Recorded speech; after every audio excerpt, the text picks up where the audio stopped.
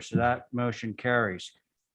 Is there any public comment at this time? Hearing none, we will move along to the consent agenda. Let's see. I need to Carrie, recuse. you need to recuse. Carrie's the only one. No, actually, I need to recuse because I have been doing work on number 2, the 6 Gull Island Lane. But Oh, good. Diane, if you don't mind, yeah, no, we're good. Diane, if you don't mind sharing this one, John, Stephen, and you would represent the quorum, All righty. okay? Yep. So you want me to make that move of I want to request a a motion from one of the other. motion to approve the consent agenda? Consent. Consent agenda. So you're on that. Hey, Stephen, Yeah, would you mind making a motion? yeah, I'm good with that. Mr. Chair, can I just, I hope you'll correct me, as a point of order. Go ahead. I thought that we weren't able to do remote sharing.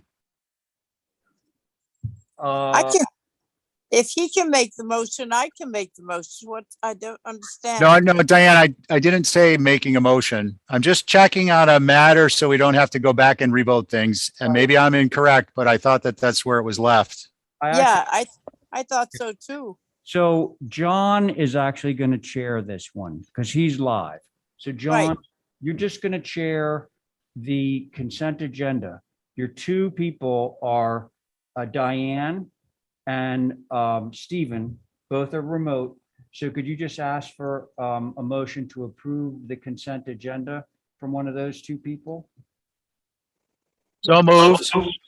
Very good. And now, John, you just need to take a roll call vote. So, no, you want to do Diane, Aye. okay, and Stephen on his motion, Aye. and John, you're in favor of? Okay, so there it is. Thank you, John. That's it. That's it. Yeah, you got it. Okay. Okay, now I have to recuse from this next one too. Let's see, Carrie, you're good, right? Yep, You want to share this one? sure. Thanks. Can I have a motion to approve the consent agenda with conditions 1 through 7? So move. Thank you. This is consent. Stephen, Aye. John, Diane, Aye. And John, John, are you in favor of the consent with conditions? Just say aye. Aye. There you go. okay. This is going to be tough. Okay, don't That- worry. That was approved. All right, so now signs. Kadeem, can you walk us through those? Well, if you have a number of signs that are like approvable, we can do them en masse. But what do you got? So number 1. Yeah. 22 Pleasant Street was recommended for approval. Straight up. Straight up. Okay. The only Tell him to use the microphone. Oh, yeah, you want to turn the mic on. Can you hear me now? Yes. Number 122 Pleasant Street was recommended for approval. Number 2, 13 Center Street was withdrawn by the applicant. All right. Number 3, 81 Hinsdale Road was held for revisions. Number 7, Washburn Ave was recommended for approval. And number 5, 11 India Street was approved with conditions. Okay, so it sounds like, I think we have to go through these in order. So number 1, we have a motion to approve. If somebody could give me that motion. Oh, well, Thank- so John has actually beat you to that one. So on the motion to approve the first item, Diane on that motion. aye. Thank you, Stephen. Aye. Thank you, Carrie. Aye. John on your motion, and I'm in favor. Okay. The second one was withdrawn. Correct. The third one was revisions, right? Correct. Okay. Right. so Make a motion to hold for revisions. Thank you. This is on number 3. So Diane has made a motion to hold for revision. Stephen on the motion. Aye. Thank you, Carrie. Aye. Thank you, John. And Diane on your motion. Aye. Thank you, and I'm in favor. That's that. And then the third one was approved straight up, right? I mean, the fourth one. Correct. It's approved straight up. So motion on that. Make a motion to approve. Thank you. On the motion, John. Thank you, Stephen. Aye. Great, Carrie. Aye. Diane on the motion. Oh, aye.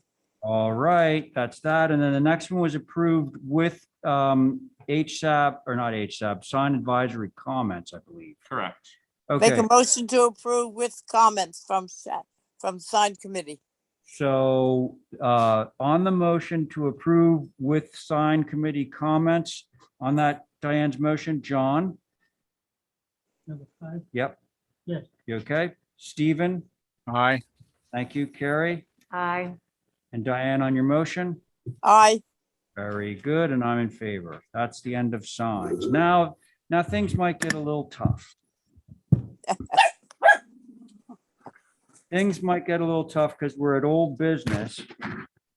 And like, for example, somebody here from, oh, Stephen? Okay, so as you can see, you have me, you have John, you have Diane, and you have, you have Stephen, and because Carrie was present, so that's your board on this. You can proceed. Why don't you come on up? That's it. 86. 86 Quidnet, exactly.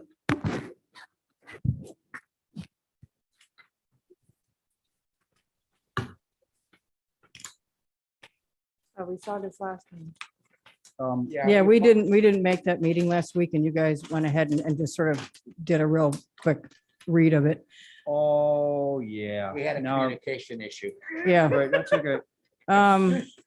We're Uh, changing the windows on the water side. And as we knew from the big project that we did on this property, you can't see anything but maybe the top part of the railing from the beach. I had a bunch of pictures in the old file from the beach all the way down to the water line. And it's not that much different than what was there, which were big windows and screened porch.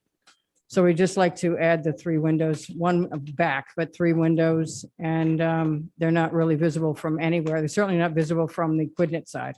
And this drawing down here at the bottom is what was previously approved, I believe. Yes, right? that's correct. Yeah, This one. we just want to get rid of And some of this it. one is obviously the existing. Ollie, Yes, can we go slide the existing over more? We can't do that. I think what was already approved is probably more Yeah. more relevant. relevant to what we're discussing. Well, there's on the existing There's a- elevation, there's a big pane window. yeah, big See it plate there? window. So we took that as being a part of the existing design Right. and tried to simplify all the windows on the east elevation of, there's too many windows on the east that were approved. We wanted to simplify it by grabbing that style and making it easier and less busy on that south side. And I believe Carrie was out there and Steve were out there when we did the site visit along with Abby, and we went pretty far down on the water and you can't really see anything other than the second floor. Well, fortunately, both of those people Are here. Yeah, so, And remember, the structure is actually moving away from where it is right now. Remember, there's a whole overall plan for this thing. okay. All right. Carrie, why don't we start with you? I'm very familiar with Quidnet in Yeah. this house. These windows are sort of spread out all over Quidnet. The only thing I would suggest is on the center mass, centering it and maybe having the flanking doors like the unit you have on the right side. Just for the sake of balance, because it is a little Off. imbalanced right now. Yep. And I know you don't really see it from the beach, but it will be. That's fine. So I just think that Carrie, would be. So what you're suggesting, taking this and moving it to the middle. centering it and then having the doors flanking the big window, like on the right-hand map. Yeah, and just split it. On the right hand, those are doors. That's fine, coming out of the same place. We'll go with that. That's fine. Okay, We'll go with that. so John, just so you know, see how that's not centered right there? I move this over so it's centered, and then I have one door here and one door there, just like this. That's what Carrie is suggesting as an alternative. Is that all you have to say on this, Yeah. Carrie? Yes. Okay, Yeah, great. we'll go- Diane, how about you? Actually, Diane, are you on? Yeah, no. Yes, you are. Diane, go ahead. He's on mute. Unmute. There we go. Can you hear me now? Yep. We can, yes. Okay, I think those windows, the center are okay. I don't know whether, Carrie, if you said it can't be seen from the water or from the beach, then I would go with all three windows. If it can be seen, I would make that last window under the little gable back to the two windows in the door, but that's only if it can be seen. Can't see it. Carrie, any opinion on that? I think it's actually balanced and nice the way it is with the three. It reminds me of the old Hutton House down there somehow, Oh. which was not seen but iconic. So Okay, thank you. Thanks, Diane. Stephen, how about you? Sure, Mr. Chair. So I think I'm good. I did go out and take a look at this. I'm good with it as it's proposed. My only concern with the shifting it is I seem to recall there's a chimney on the right side in the internal layout. I'm talking about the windows on the I guess it's the southeast elevation. I always get Quidnet mixed up on cardinal points. There's no problem to shift it. The chimney isn't in the way. Oh, to the right, you can shift that. No, it's gonna go to the left, Steve. The middle one Carrie is wants it centered under the gable. that one. So we split the two doors on each side of that center mass, and then they will line up better. Okay, and the other suggestion I would have is just. Yeah, that's fine. I'll leave it at that. Okay, thank you, Stephen. If we can get John? that through staff, that'd be Other great. Questions on. Yeah. The total east compared to the earlier approved. And I spoke about those railings. Oh. Across, are they wire? I think they might be. They're already That's what I'm approved. trying to find out. Yeah, they are approved, and I believe they are wired, correct, John? Aren't they existing? Well, I don't, Well, horizontal Oh. rails like that were existing, but we've changed the material. okay. So there's horizontal rails on the existing building, John. Although I think they're wood, and this is metal, right? This is steel. Yeah, so they're still doing the horizontal just with metal rails rather than wood. My question is metal cable, Yes. how did you approve the first time? Good question. Anyway, thank you. Okay. Ray, through you, sorry. Can I just clarify that that they are removing the flanking windows and replacing the flanking 4/4 with the doors and not just having more the same glass, right? Yeah, we got you. Okay, so Thank it's just you. a little less glass. That's fine. Okay, Yeah. thank you. Do you want to make that motion? Sure, motion to approve with the center mass picture window with flanking doors to match the little hip roof. It looks like mass. the one on the right, Carrie, instead of the one on the left. Exactly, To the right. the one Yeah. to the right. And And centered under the that's it. gable. That's it through Centered. staff, right? Yep. Carrie? Yes. Great. Okay, thank you. On Carrie's motion, John? Aye. Okay, thank you. Stephen? Aye. Great. Diane? Aye. Okay, Carrie on your motion, Aye. and I'm in favor. That motion carries. Thank you. Thank you very much. All right. Val. Hey, Ray, sorry, I'm so sorry I'm late. I was not able to get on and I just found the link, so I'm here. Okay. I thought you said we were going to be meeting. Next Tuesday. uh, That's okay. Here you are. You're uh, here. Sorry. So Abby has just joined us, and so has Val Oliver. So the gang's all here. All the quorum issues have just disappeared. How about it? Okay, let's see, next up. 22 Eel Point. 22 Yeah. real quick, right. 22 Eel Point, yep. And Abby, you're on this, Diane, John, Stephen, okay? See what we got. Oh, and me. Thank you, John.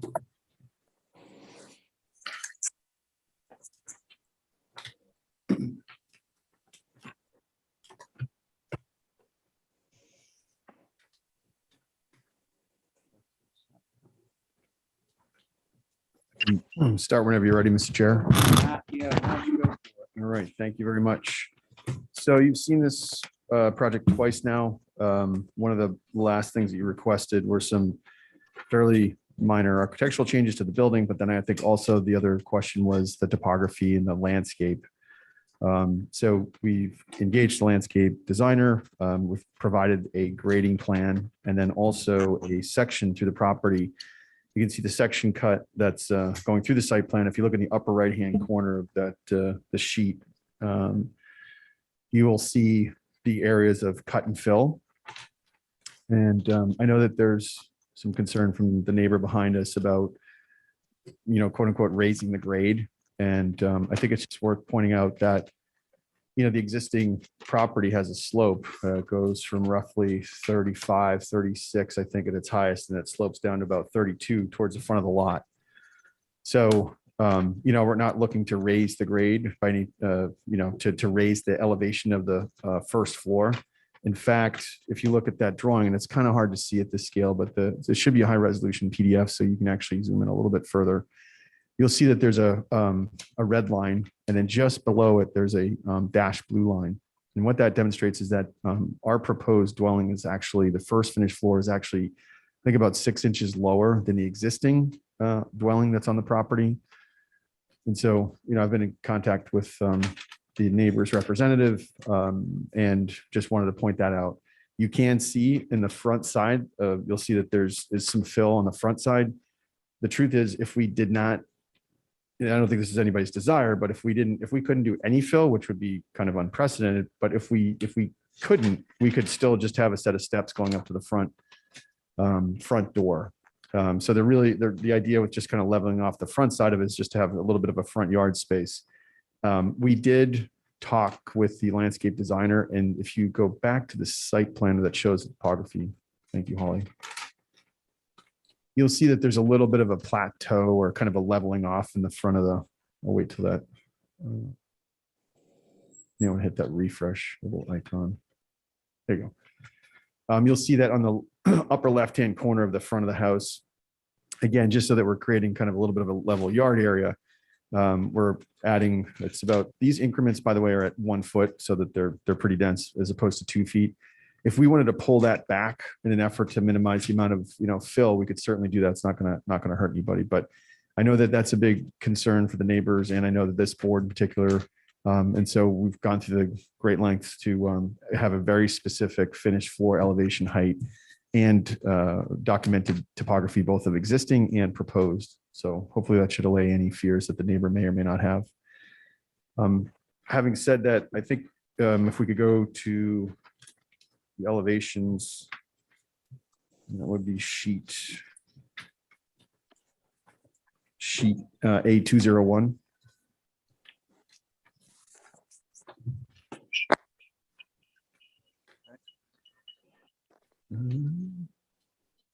So just a couple of reminders here. So we did change the pitch. We dropped the overall ridge height by over 20 inches. So the existing proposed ridge height is 27.8 at its highest.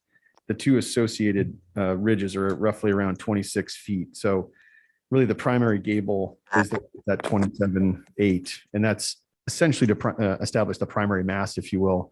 And so in terms of its height, that's the highest point, and it's actually the smallest of the overall exposure on this front street side elevation. The rest of the ridge lines are somewhere in the range of 26 feet in terms of their height. The other comment was that the building felt like it looked a little long. And so on the left side of the north elevation, you'll see that we were running the porch all the way around the building. We've cut that back. So essentially, I think we've taken about 10 to 12 feet off the perceived length of the building, even though it's outdoor space, if you will.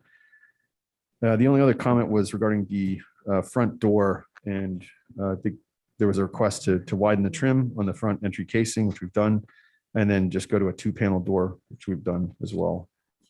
We're open to any suggestions you may have about the door type, but that was a specific request. So those are all the changes, Mr. Chair. Thank you. Okay, thanks, Matt. Is there anybody that wants, it's either on Zoom or in the room? You?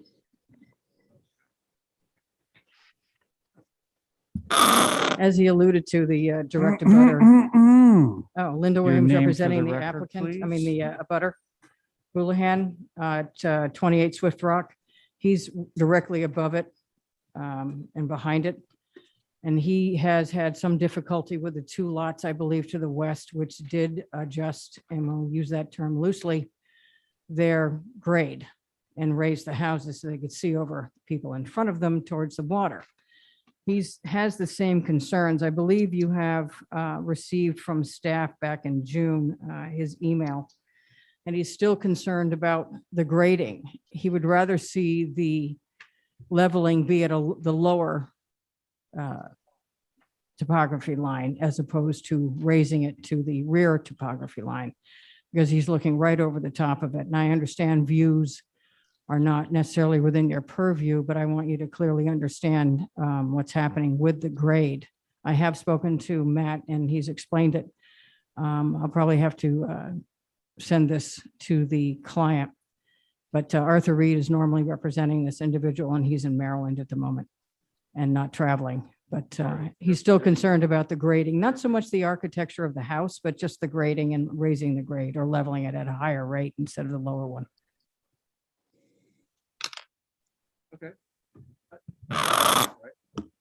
Yeah, I think, like I said, we try to provide all the information you've requested. I'm gonna turn it over to the board now. Okay. Who would like to begin on this one? No, you're not. Again, the board, Abby, Diane, John, Stephen. Ray, Yes, when you talk, sometimes you seem a little far away. Use your microphone. oh, my Oh. mic is elsewhere. I'm sorry. I'm so sorry I'm on Zoom. I hate being on Zoom. I actually wish I were there with you, but Well, I don't have any grade change questions on this, so I think that's what it's mostly about, or Okay. architectural. okay. All right. So do you want me to go see what other people have to say on this? Yeah, I just want to know, can you hear me clearly? Oh, yeah. Okay, Fine, just yeah, fine. I hear you better now. All right. I'll try and stay closer to the mic. Stephen, how about you? Sure, Mr. Chair. So I prefer, Matt, I think with these houses, anything that's high on, not high relative necessarily to everything else, but high on its own lot, to maybe do an even amount of cut on the high side and fill on the low side. I did go out and take a look at this one a couple of times. I didn't have the locus with me, but I had a pretty firm idea of what you're trying to do the first time around. Second time around, I was kind of surprised that the house I was looking at as a benchmark is actually this one. And much of the grade is hidden by scrub. So I guess what I wanted to find out from you ultimately is what is the difference in the finished height of the ridge of this structure versus the existing? I Oh. could try to answer that. I mean, I don't know the existing height of the existing structure just because we're going to be moving it or demolishing it. But I'd have to say that it's probably similar in terms of its height, somewhere in the range of 27, 28 feet in terms of ridge height, which this building is under 28, it's 27 and change. And the other thing I would point out is that our finished floor elevation is actually 6 inches lower than that existing building. So, you know, I do not have the original ridge height of the existing structure, but it is a full 2-story. You can't see it from the road. And I'd say that we're same height, if not less. Can I Okay. speak to that for a moment? Sure. Stephen, I'm going to interrupt you just for a minute. Who's in charge of, could you bring it back to the site plan showing the grading? It's right there. Okay, so slightly different from what I was looking at, but basically. So, Mr. Chair, the one that was on the cover sheet is the actual plan from the landscape designer architect. So that one would be the more accurate of the two. This was something that we had done prior I'm to their looking- I'm engagement. looking at Elizabeth O'Rourke's Yes. plan. Correct. That's the more accurate one. Yes. Because what I'm seeing right here is a difference between existing grade and proposed grade of 4 feet. Existing grade 31 and 3 feet away from it is a proposed grade of 35. Correct. That means 4 feet. So back to the answer to your question is assuming those two buildings are about the same height, Stephen, right now, this building will actually be 4 feet higher. It's hard to hear casual Ray. What? Can you move a little closer to the mic? I'm sorry, Mr. Chairman. I can't. It's hard to hear you. Wait to go back to Zoom. This is insane. Yeah, so, okay, Stephen. Yeah, that's crystal clear. Thank you. O'Rourke's plan.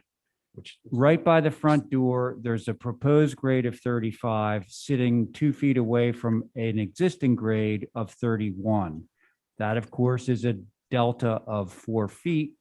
So that means that the building out there, if it's say 27 feet high, which it probably is approximately, in this 27-foot high building will be 4 feet higher. I don't know if I totally.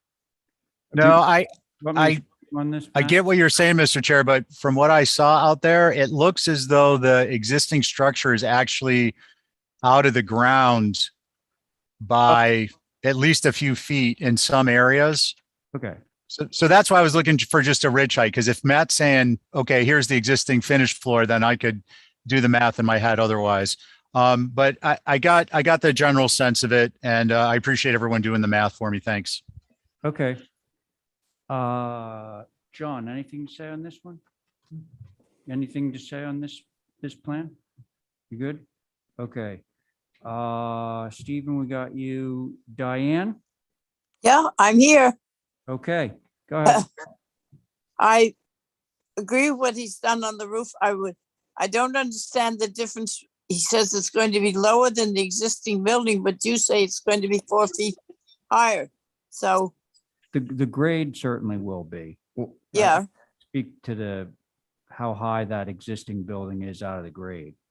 If I could, Mr. Chair, on Yeah. that point, I just want to make sure that the board knows that the building is not going to be 4 feet higher. We are showing roughly 4 feet of fill on the front side of the building, but theoretically the existing building, and you can overlay the two, but the height should still be relative. You know what I mean? If the general ridge height, I don't think that the ridge heights between this proposal and the existing building are that different. To your point, on the front side of the building, we are creating a little bit of a plateau to level it out. So there's an additional 4 feet of fill, but the building is not necessarily 4 feet higher because of that fill. Does that make sense? okay. I get to, thank you, Matt. Because I think it's at the height of the most that we can take there. And so I would approve that going on keeping it no higher than the existing building is now. And I think everything else you put in answers our questions. Thank you. Okay.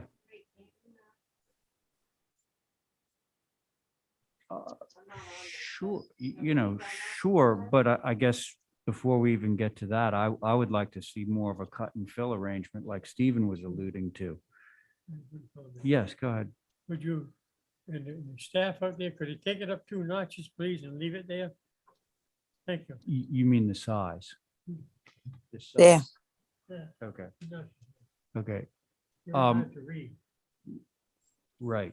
So what I would be in favor of is rather than grading up 4 feet, grade up 2 feet. Because what's happening here and what's happened on other properties out there is to create the level platform. What you get is facing Eel Point Road is you basically get a mound that's 1, 2, 3, 4, 5 feet high. So I'd rather not see the mound or as tall a mound facing Eel Point Road. That's just my opinion. Mr. Chair, as a suggestion, what we could do is actually drop the grade like 2 feet in the area in front of the house. I don't know if that would be. Yeah, so that was something that I think you were alluding to earlier that I didn't quite understand. So Yeah. you would drop the grade, but you would leave the floor of the house at the same elevation. So you would now have more steps. Yes. So instead of it being 27 feet high, it would be 29 feet high. Yes, I guess, yeah. It's kind of tough because the grade versus the ridge height. In theory, the finished floor elevation of our proposal is lower than the existing house. So we are actually cutting it in. We're taking a foot out of the back of the property.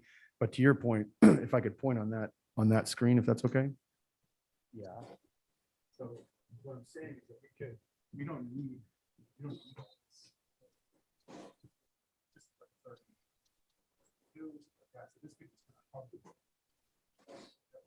Thank you.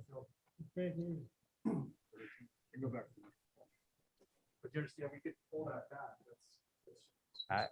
Okay, well, comparing this building to the existing building, which is probably a quarter of the size, there's also just the fact of its sheer size, which I've, expressed concerns about at the other hearings. So it's a big building and I just don't want it looming out of the ground and I don't want it sitting on a big elevated platform. Those are just my issues. No, I don't either. Mr. Chair. Yes. Actually, Mr. Barry's here. He's actually the owner. Okay. I just asked him if we could lower the floor by a foot and he said we could do that. So that would be certainly better. Does somebody want to make a motion on this? Okay, but you have to be careful what the motion is. Okay.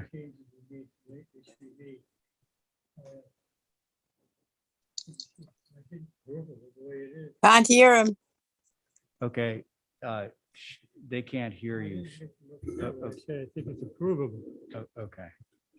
So are you making a motion or just saying it's Want approval? a motion? I'll give you a motion. I think the motion should, Yes, submitted.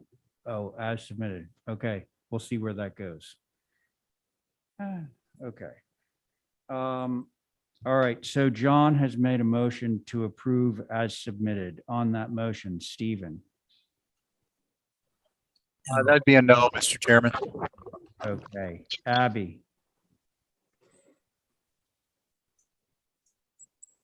Abby, Yeah, luckily I was just muted what I said. I am okay with this. okay. Diane, No, okay. Oh, okay, so you sort of, that motion died because I'm going to be against it. So can I have another motion? Motion to for revisions. Who made that, Abby? Yeah, I mean, if, Abby, I think that we could expedite this a little bit because I don't think anyone has any substantial issues with the architecture per se. right. What I would be in favor of is dropping the floor level by a foot and dropping the grade at the front of the property by 2 feet. We could do I'll that. make the motion Okay, go ahead, Diane. that we drop the property in the front by 2 feet and drop the floor by a foot. Okay. We'll see where that goes. All right, so on that motion, Stephen. I got a question on that, Mr. Chair. Yep, go ahead. Does that include an option at the applicant's choice to cut the back of up to a foot too? That's what it would require. Yeah, actually, it would require that. Yeah, Yes. that's what I was thinking. Oh, so, are you okay with Diane's motion then? Yeah, as long as I just wanted to make sure we were clear that the grade at the back would also change. Okay, very good. So Stephen's in, John, are you in favor of the motion? Yes. Okay, thank you. Abby, or actually Diane on the motion? Aye. Oh, right, you made the motion. Abby on Diane's motion, Aye. and I'm in favor too. So that motion carries. Thank you. Thank you. All right. Oh, we got a guest house now.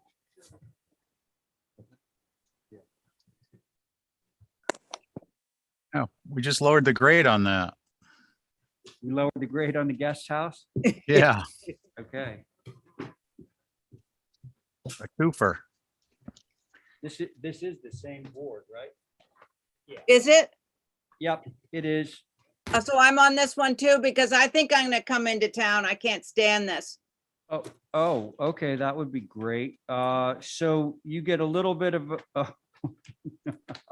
What? you're gonna have to wait a little while, Abby, because you're on the next couple, then you've got like a really short break, but then you're chairing two. You're chairing 6 and 7. Yeah, and I can't really chair while I'm away from the, Well, not She if can't, she but- can't chair. you, huh? Can you hang in there just a little bit longer? what, you tell me what to do and I'll do it. All right. Chairman, I could be the alternate while she gets here on these two.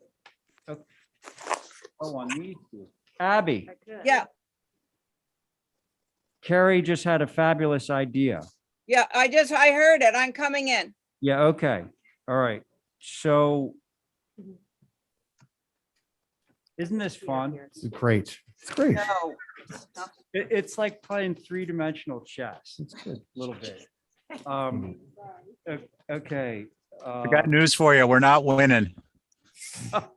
Steven, stop. Okay. So now we're at the Alright. guest house. Yeah. And as you all heard, Abby's running in and Carrie is going to take her place on this application. So what do you got, Matt? Thank you, Mr. Chair. I think it's probably best to start on the cover sheet G 1.3, just to show the board where this structure sits in terms of the relationship to the other structures. Thanks, Holly. So you can see it's to the south of the main dwelling, so it's set back pretty far from the road.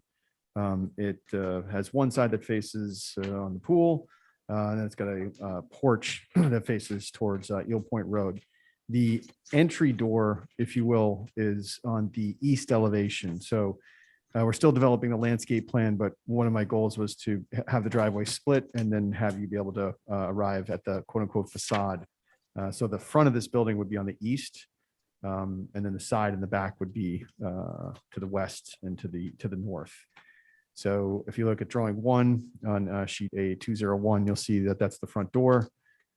As I was just looking at this, that kind of looks like we're missing a window in the middle on the first floor, which we could certainly add if we needed to. But in general, we've updated all the roof pitches to match the main dwelling. Everything's at 12 pitch. The ridge height is 2410, so it should be in the realm of your approvable secondary structure. We tried to keep this the architecture fairly simple and benign, not benign, it's not the best word, but not overly ornate. All the details to match the main dwelling.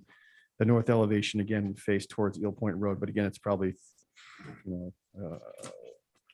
about 100 and something feet from the road, so not a significant presence on Eel Point Road, and just part of the overall composition. That's all I have, Mr. Chair. Thank you.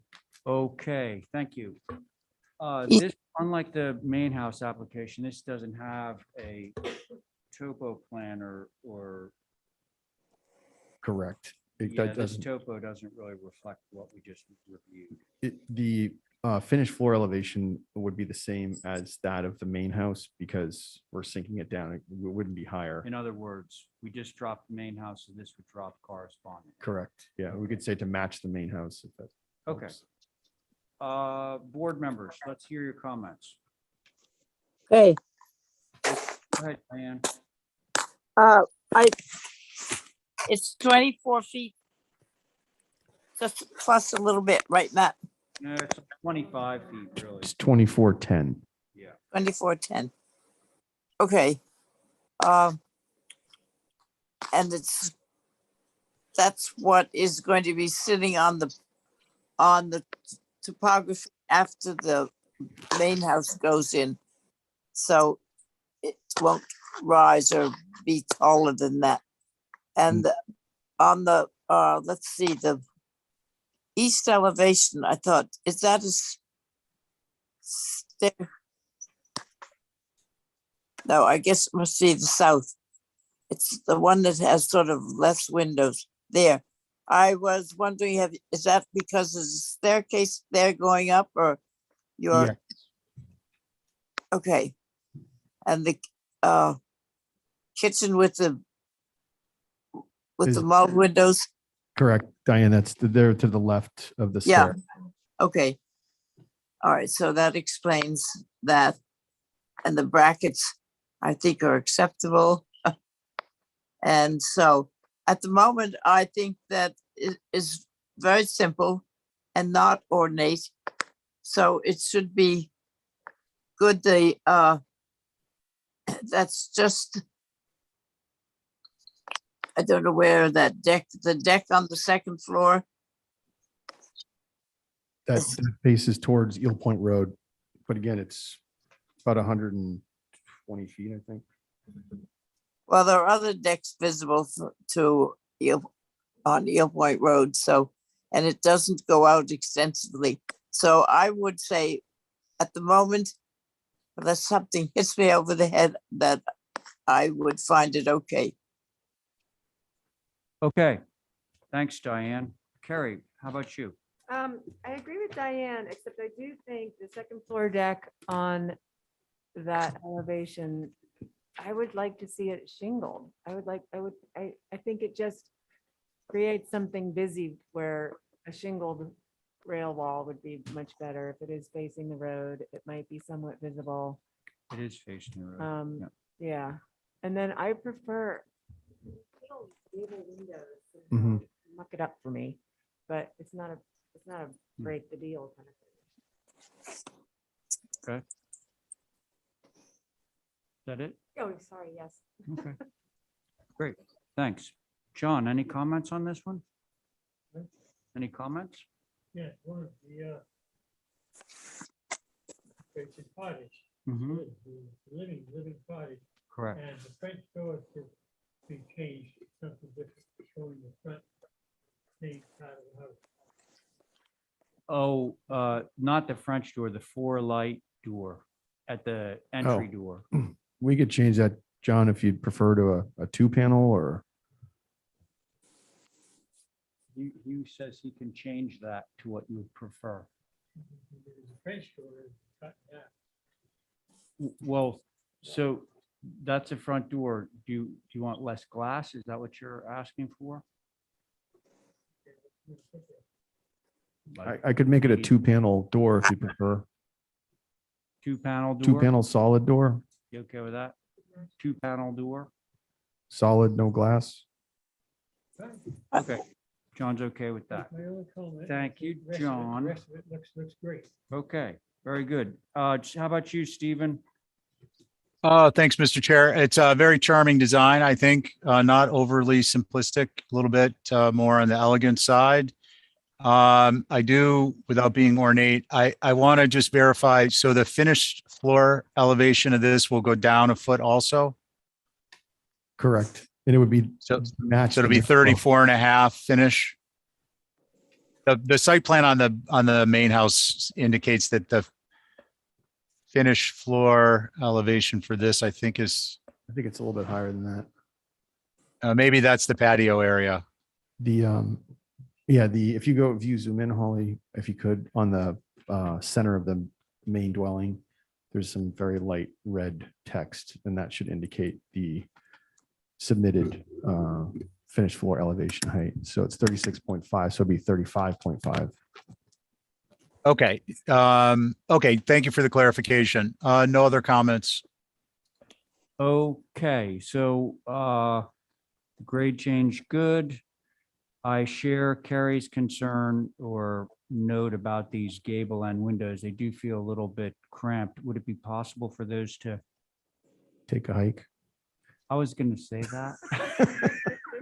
Uh, And didn't. Can they? Certainly, It would simplify the building, they're happy to do that. really. So I think we might be able to approve this with a couple of conditions. One being the 2-panel entry door.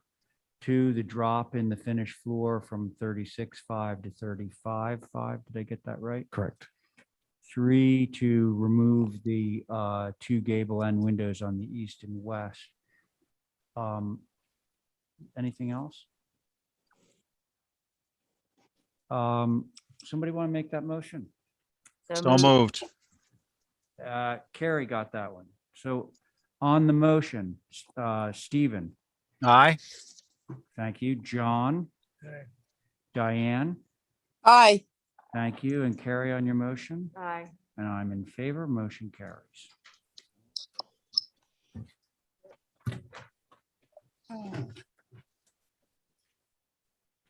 Thanks.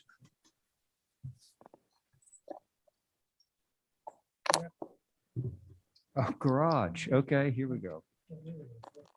The garage. Same board.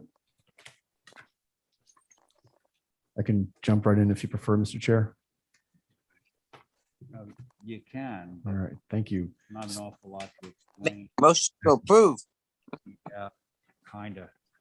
I mean, this will obviously drop down with our grade, but I think, does anybody have any issues with this garage? Let's just do that this the simple way. If No, one- I if have no no, one has any issues, I think I'm going to take up Diane's motion to approve as submitted with the understanding that the grade will be coming down for the main house. Everybody good with that? If so, I'll Yes. put it to a vote. Okay, so on Diane's motion to approve this as submitted with the change in grade as per the main house approval. On the motion, Carrie, Aye. thank you. Stephen, I'm a no.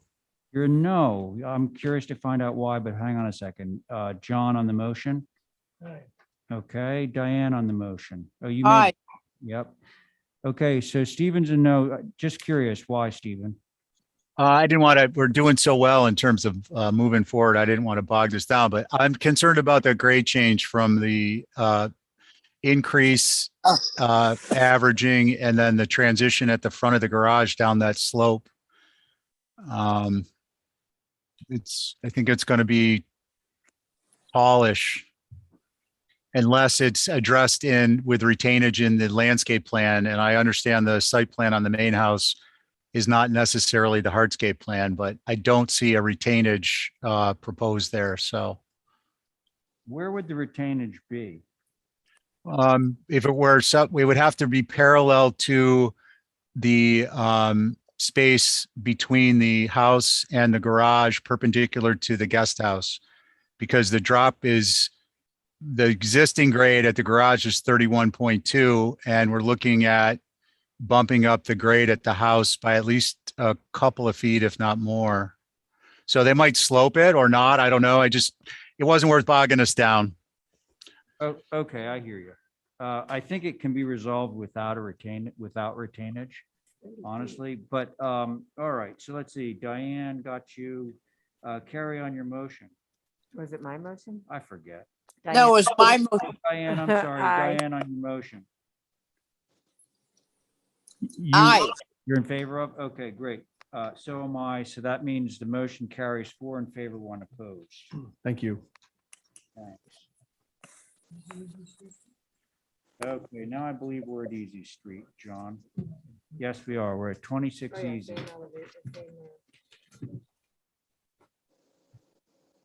All right, so.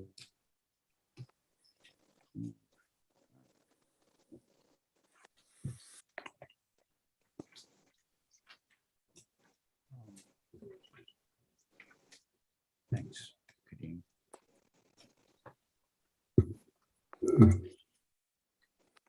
Okay, board on this one. Ready? Myself, John, Diane, Val, you're on this one. Hey, and Carrie. Okay, Neil Point, that's the garage. The garage we just passed. The garage from Eel Point we just passed. Yes. Is it 10?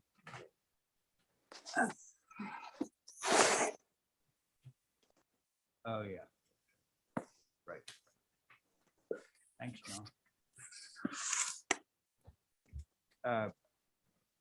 Go ahead, Matthew. Thank you, Mr. Chair. So you've seen the structure a number of times so far. The last iteration that you saw, we proposed the idea of changing the exterior material to brick. We kind of changed it back to shingle. Didn't see that there was like a whole lot of support for that. As far as changes to the building are concerned, we can actually start on the sheet. So starting on A sheet A 2.1, we've added basically a shingle flare on the left side of the building. We've omitted any curved brackets, which you can actually see in profile in the south elevation. We've eliminated the second floor balcony that was on the left side of the elevation, also eliminated the second floor deck that was on the right side of the elevation. We changed the dormers on the third floor to sheds with this kind of a recess connector piece there. Head height's a little bit of a challenge on that third floor, but we did drop the height of those. They were gables at one point. There were one large shed at one point. I think they work as third floor shed dormers. We eliminated any reference to a Dutch hip, or eliminated the chimney cap, if you will, and reduced the second floor deck on the east elevation by 3 feet. Previously, it had gone pretty much one side of the gable to the other, and so we've reduced it so that it sits between the two windows, which I think was a request by one of the board members. Shifting to sheet A 2.2, again, the dormer on the north elevation mirrors that on the south. We just added the shingle swale, primarily because we need to, we want to just kind of break up the vertical component. The north elevation is the building next to it is very close, so I think that you really won't see that elevation. One of the reasons we don't have any windows or as many windows as I would like, the code requirement, we can't have anything within 3 feet. It is at an angle, so we were able to add windows where we could, but again, I don't think the visibility is going to be high on that. One other thing we did is we actually submitted some photographs. I know that HSAB has reviewed this, and their opinion is that it shouldn't be, there should be no third floor dormers. And, respectfully, we've gone back and forth over that. And so we did provide some historic documentation of the area, and there are larger scale buildings. I would also submit to you that the period that these photographs represent, this Easy Street has been completely transformed since then.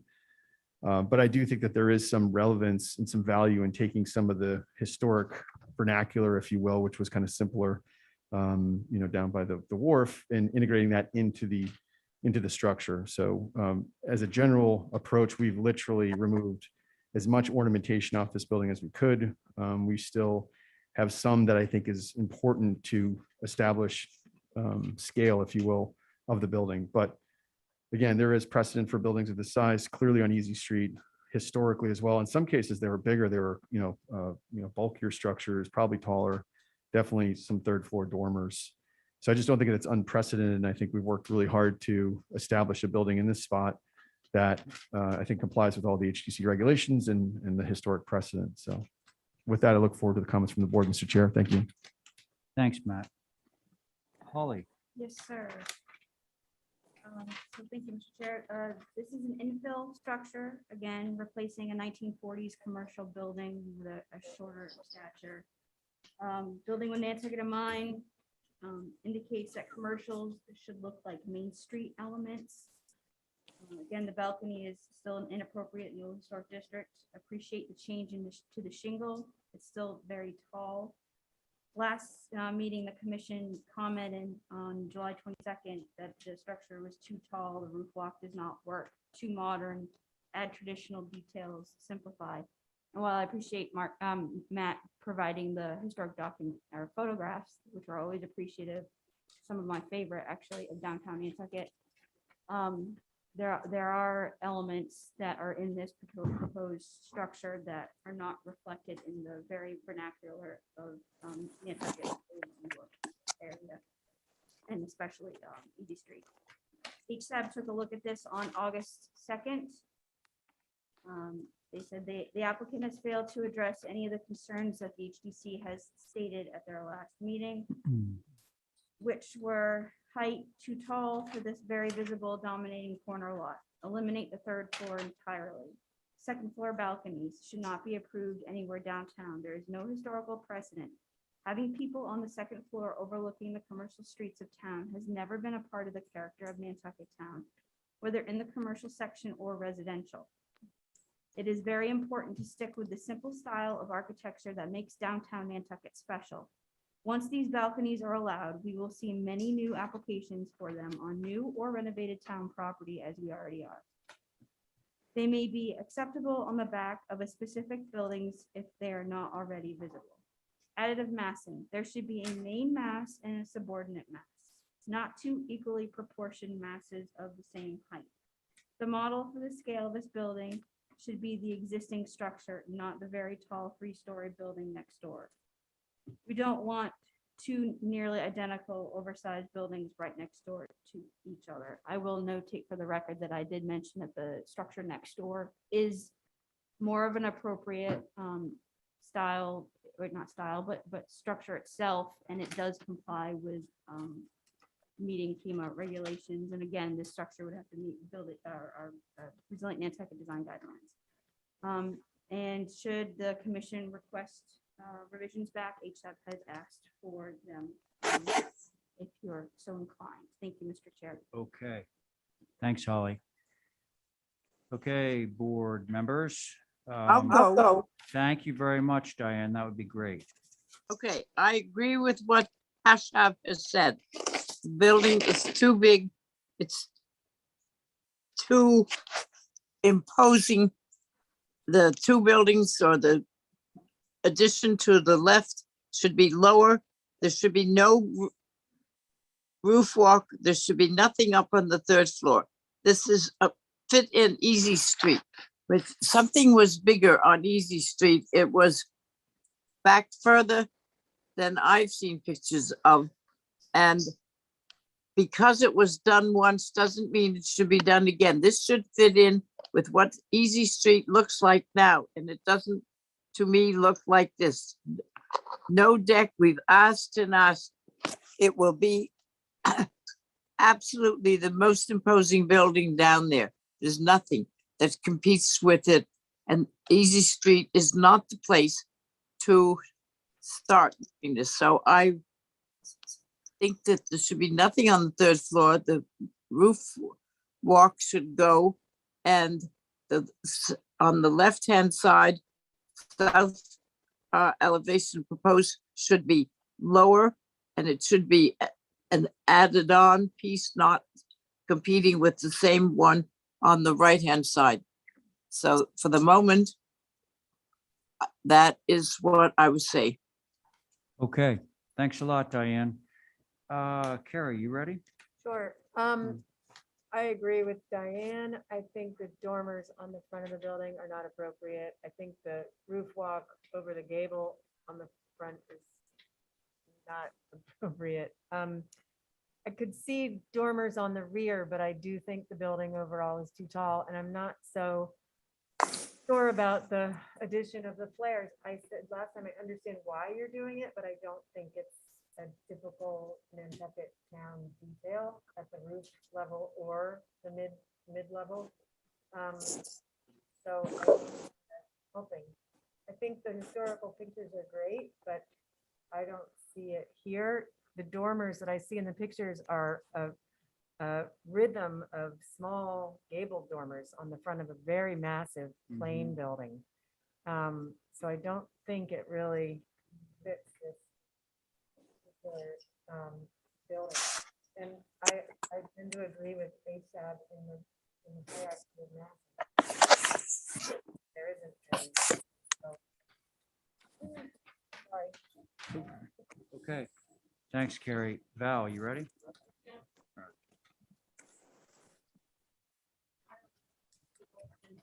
I appreciate the photos, and I actually love that there is like a forest cupola on the top. About it. Can we use the microphones? Sorry. Sorry. Sorry. I like that he has these old pictures and that there is in fact a building that's 4 stories high, which, let's face it, town proper does have taller buildings with a cupola on it. But overwhelmingly, as I look at these photos, what occurs to me is that they are all so simple. They're simple. They have slighter pitches. The more modern, the higher the pitch, the more modern it seems to me, Victorian-ish. And I'm not sure that that fits in town proper, per se. I agree about the roof walk, the balcony. I really don't think that's a precedent we should start, although we have approved some, I think. We get kind of condo shore-ish. And these are great context. I think you need to move more toward the simple vernacular. And which is the overarching comments that everybody has. It's not the little details. It's more of a massing situation. Simple. That's my comments, Okay. Mr. Chair. Thanks a lot, Val. John? Anything? Well, I just have to bend my thoughts on some of the doors. Okay. Well, I think consistency of can and can't do is a problem. Some can do it, some can't, and they're next door to each other. But anyway. I'll make- Okay. Matt, thanks for the photos, and I guess they, really underscore what my impressions are, which is, to Val's point, well, actually, to everybody's point, including HSAB, the simplicity. There's this one very compelling picture here of sort of a, waterscape of town, and there's not a dormer to be seen in this entire thing. There are all these really simple buildings. And to, Val's point, I believe, on this large building that did have dormers, they're little teeny tiny gable dormers. But other than that, you really don't see any. So I think simplicity and, I'm in with the rest of the group on the concerns for this building. So can I have a motion? Mr. Chair, can I just Yeah, go respond ahead. just a Go couple of ahead. key Go ahead, points Matt. here? Yep. A couple of things. One is, the showing historic photos, the primary purpose of that was to show that there were buildings of a certain scale and size. I would completely agree with you that the vernacular at the time was a completely different one than that's there now. It's difficult in 2021 to take one lot and try to emulate historically a bygone era, if you will. But I think that there's ways to imbue that into the design.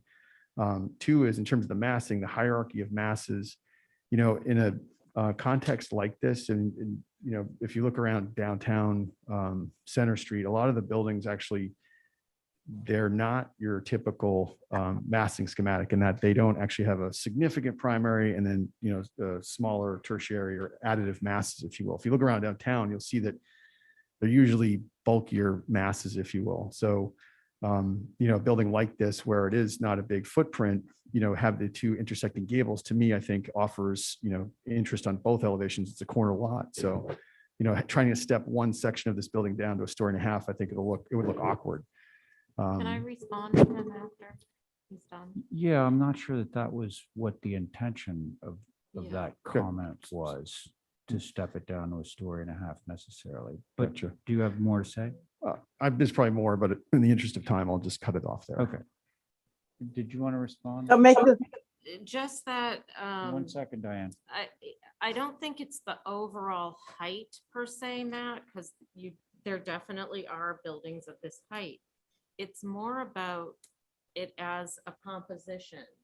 It's so complicated. It's a new vernacular that is only true to the building next door, which is fairly new. I don't think that moving toward this is going to be something that everyone wants to see town turn into. So I think if you went back to a simpler form, I mean, I love this barn that you showed. Beautiful. There's 4 stories here with Yeah. a cupola, and it's just simple. Okay. It's the simplicity that it's missing. So it's not necessarily the overarching massing. And I think to the point of the intersecting gables, you could, the second floor ceiling height is 9 feet, which it doesn't have to be. Mhm. You could drop Right. down a foot Right. on one piece and give it that Break. additive mass without. So I do think it can be done. It just has to be simpler. Sure. Okay. The ramp is kind of part of that, accessible ramp, kind of recessing it in the footprint. But anyways, I appreciate all your comments. We'll Okay. take those under advisement. Thanks. Diane, I believe you were going to say something. I was just going to say I'd make a motion to hold for revision. That's what I thought you were going to say. Thank you. On Diane's motion, Carrie, Aye. Val, Aye. John, to hold for revisions. Thank you. You're good? Good? Okay. And Diane, on your motion, Aye. and I'm in favor too. Motion carries. Thank you. Thank you, Matthew. All right. So Abby, welcome to the live version. Hey, no problem. Look, it all worked out. I think that was a brilliant solution to the issue. So you're chairing. Boy, I'm being kicked to the curb for a little while here. So you're chairing, Sophie, and Lisa should be showing up sometime, and then Diane is going to chair the 2 after that. So I'll decide. You ready, Abby?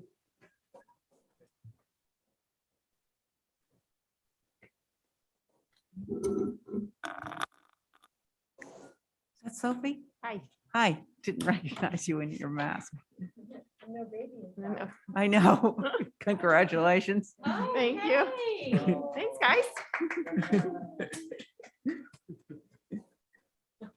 May I go? Sure. Okay, so the last time we were together, you guys gave some very clear direction on modifications that you wanted me to make, so I'm just gonna list through those quickly. So you guys had felt on the south elevation, the master bedroom gable was not needed, which was true, so that's been entirely removed as facing the front of the house.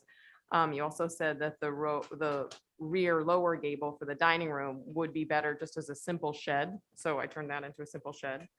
You asked for a window to be added in the upper gable of the east elevation, so that was added. You guys felt that all of the 4 little transom light windows in those upper kind of clear story windows were totally inappropriate. So they've been removed entirely, all 4 of them off the east and west elevations.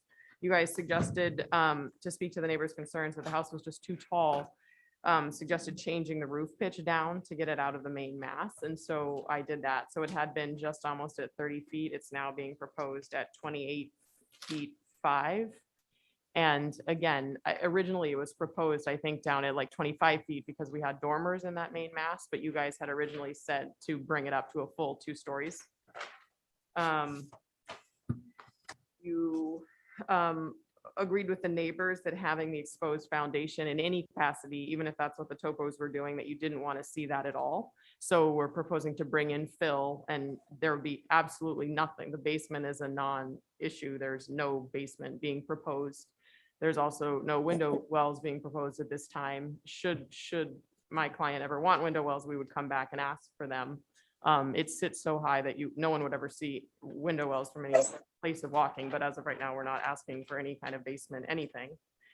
You guys had asked that the main mass, you felt like it was a little bit too narrow. So if you look, Holly, if we can go to the, one of the other elevations, that main mass is increased in size. So that was done.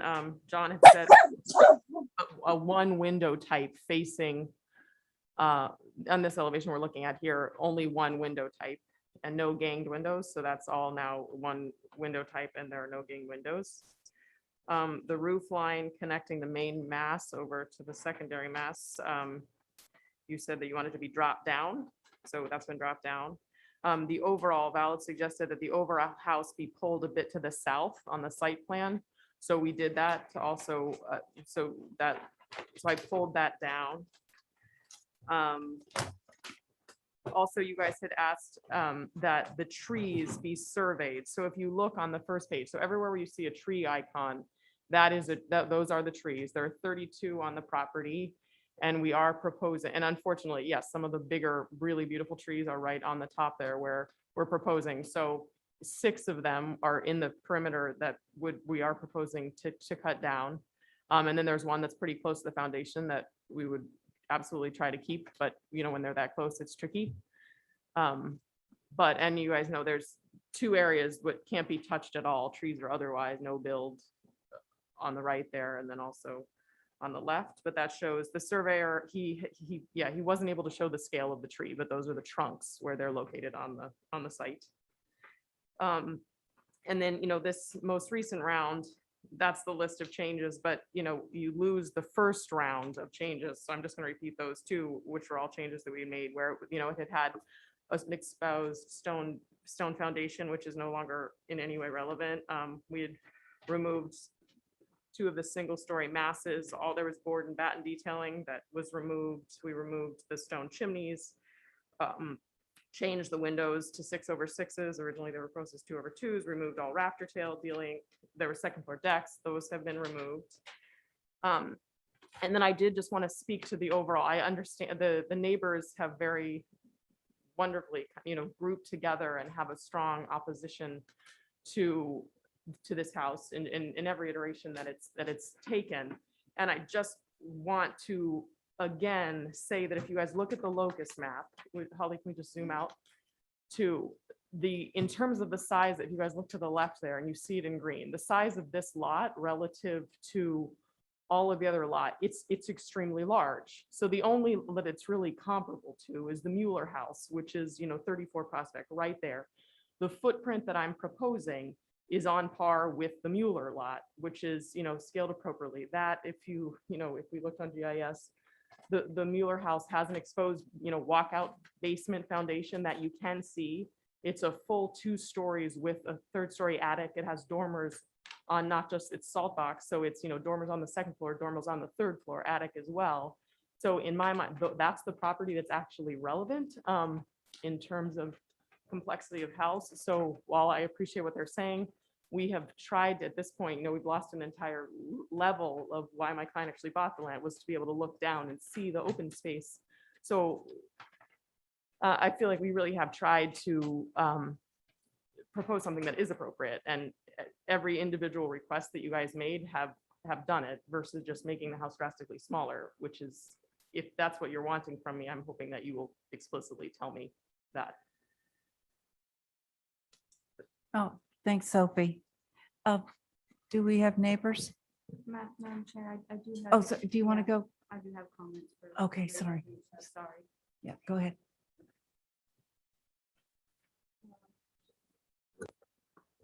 Thank you, Madam Chair. So from staff's perspective, I appreciate the reduction from 2911 to 25 and the simplification of the east with no dormers and the squattier look on the north. I did, thank you, Sophie, for mentioning that you did move this back. It would be nice to actually see the chain progression of how closer it was moved. Because I actually didn't think it did, so thank you for pointing that out, but it would be nice to have that indicated in there. And also, I do appreciate the indication of the existing trees to be retained. HSAB reviewed this on August 9th. They had a slew of comments. for consideration, Madam Chair. On the site, most of the large trees are being removed. This can easily be avoided by moving the house closer to North Mill Street. Preserving the trees should be a priority for the HDC to retain the more rural feeling of the neighborhood and to provide substantial screening from Mill Street. This house sits on an elevated ridge, excavating the already tall roof line. Every effort should be made to lower the height as much as possible, including dropping the upper window headers. The left addition projects too far forward. Additions in the old historic district should be as far to the back as possible. There is room on the site to pull the main mast forward, allowing the left addition to slide back.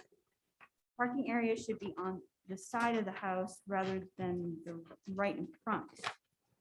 On the south, on a 4-bay house, the front door should be on one side, not centered.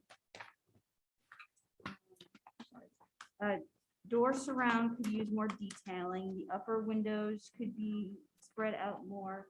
On the left addition, there are 2 doors right next to each other. The 6th light door facing front could be eliminated.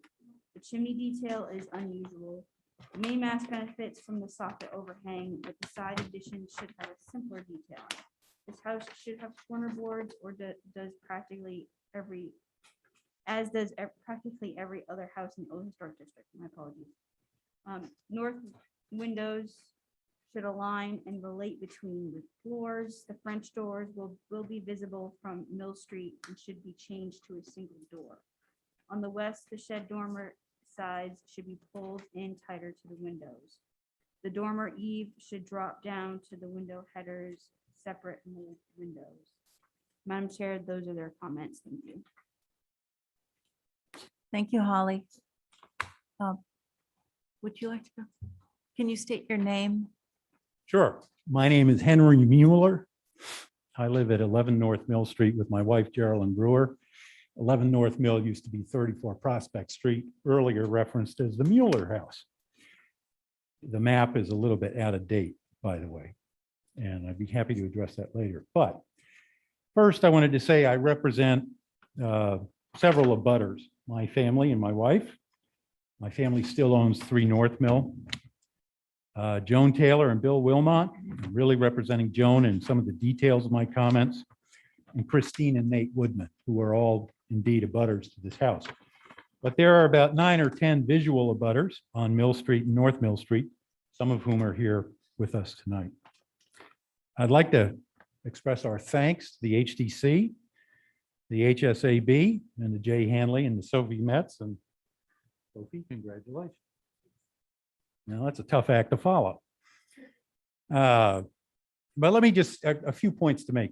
First, we support the spirit and detail of the August 9th HSAP meeting on this application.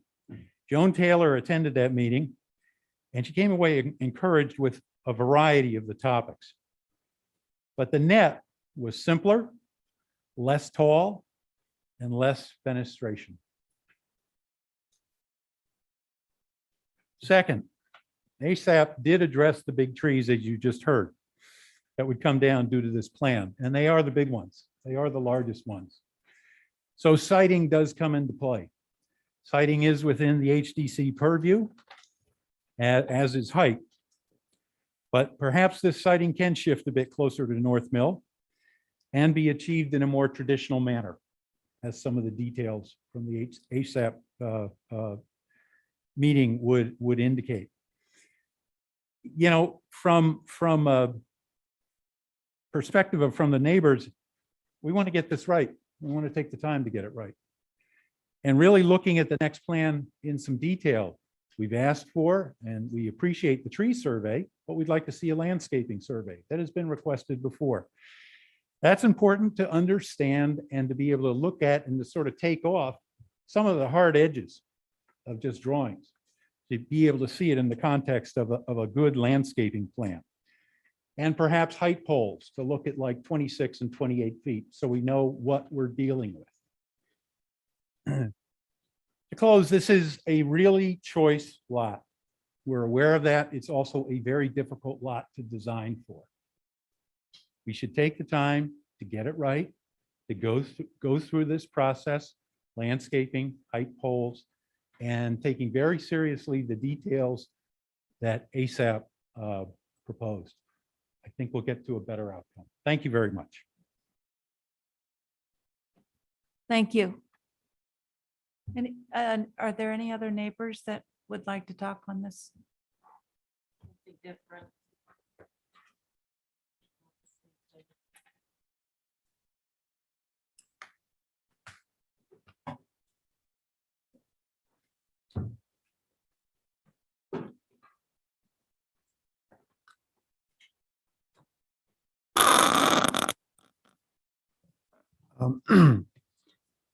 Thank you for allowing the neighbors to share their points of view. My name is Bob Cargman. I live at 8 Mill. 8 Mill actually is sort of got as much frontage on the pony field as any of the houses here. And our house was built in 1806. And I think that in the presentation that was given to you by Joan Taylor, where she gave you all of the photos of the houses in the neighborhood, for us, the house that they want to mimic, which they said is the Mueller house up on the hill, is really sort of a Prospect Street house.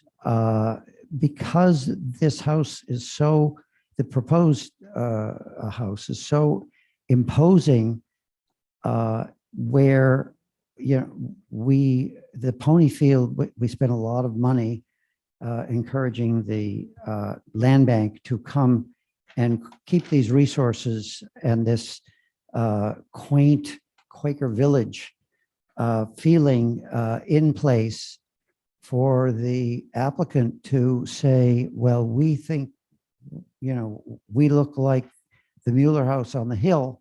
The Mueller house on the hill, really, where we are around the pony field, we really don't experience at all. We're very different kinds of houses. And so when I look at what the HDC's mandate is, and it says that you can, you know, look at,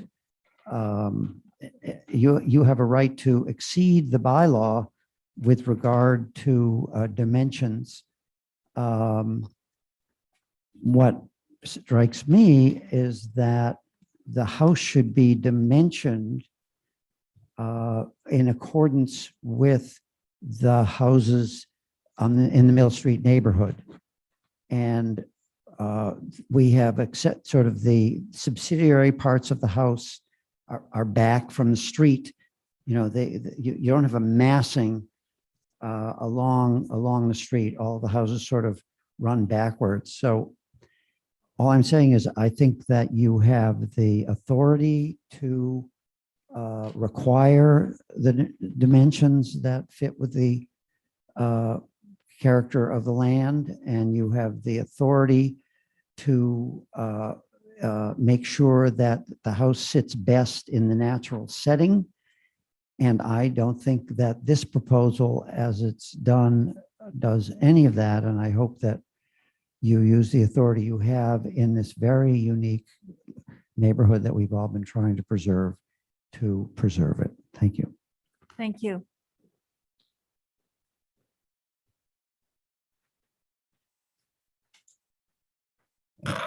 My name is Ann Duez. I'm at 5 Mill Street, and as I think you all know, I represent the neighborhood group. But I don't want to talk about the neighborhood group. I would only like to ask the question whether or not you have all had a chance to look at the letter that Joan Taylor sent to you, because in that letter are photographs of the 4 houses that abut these properties, as well as good photographs of the trees. You look at the photographs of the abutters, you see that these are small, modest, simple houses. We want you to really make sure that you understand those, and the trees as well. Thank you very much. And again, thank you for all your hard work to make it all work for all of us. Thank you. Are there any other neighbors that would like to speak? Okay, okay, board members. I'll go. Okay, Thank you, Sophie. I think that this is going in the right direction. It's getting simpler and simpler, which is what will fit in this neighborhood.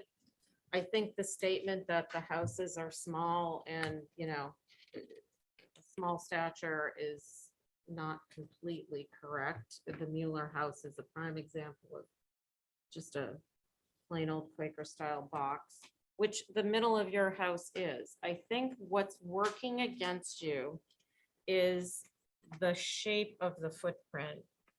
Having a wing that protrudes in front of the main mass and trying to mitigate that or make it feel like traditional massing is what I keep coming back to. What you've done so far with the making the main mass more of a main mass and simple. I think you could take the front porch off and it would look like many of the houses in the neighborhood. And I almost think that this is just my opinion. What everybody is trying to indicate, what I think they're trying to indicate is that because of the shape of their lots, houses are a lot different and they have a main mass and maybe a subsidiary on either side, but where they gain bulk is in the back and they trail back. So I think that you do have an opportunity to maybe try that. For me, it's just this left wing, with it separated by the stairwell section and then coming forward, it just feels too modern. I think you can add bulk to the back of this building where you have the porch now and make it very similar to a lot of the buildings over there. So that could be a 2-story mass as well. And it would just shorten up the stature, gain you that bedroom that's over this wing, and then maybe this wing could just be very small and quiet and pushed back a little and the building could come forward. So I think you're really moving in the right direction. I just think it's a little more of a footprint situation. Wait, now, can you just explain it one more time, what you just said? So not sure I understood what you said about the porch, get it on the back. So you have a porch roof on the back. Where that is, I think you could do an intersecting gable and take where you have what's called the second master and swing it back there, maybe move the dining in back of the living, or that's up to you. But then leave the stairwell the height that it is and just make the mass that's next to it very subservient and pushed back so that it's more like what we see in the area. It's the main mass is forward and the additive mass is in back. And I think the main mass can have more bulk. Those houses in the area have more bulk. They're 2-story traditional, think Main Street too. So you're definitely moving in the right direction. Thanks, Val. Carrie, you on this? I am. Oh, good. I said last time that this is a difficult site because there's 2 fronts to this property, just because of where the neighborhood that everybody was so concerned about lies. I think this property in itself is nothing like the ones surrounding it. The ones surrounding it are relatively square. The houses fill most of the front of each of those lots. The ground cover on the surrounding lots seems to be a heck of a lot more proportionately to the property's size. I think this one is quite rural.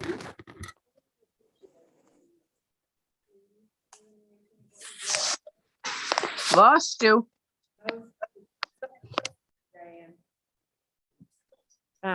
I think most of the trees down at the bottom of this site, you are preserving.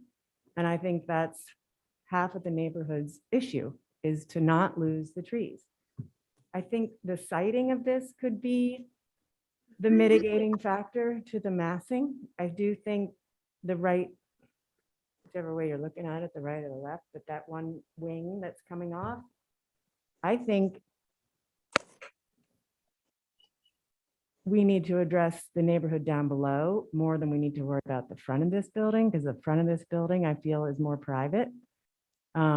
It's not the focus for everybody in the neighborhood, the rear is.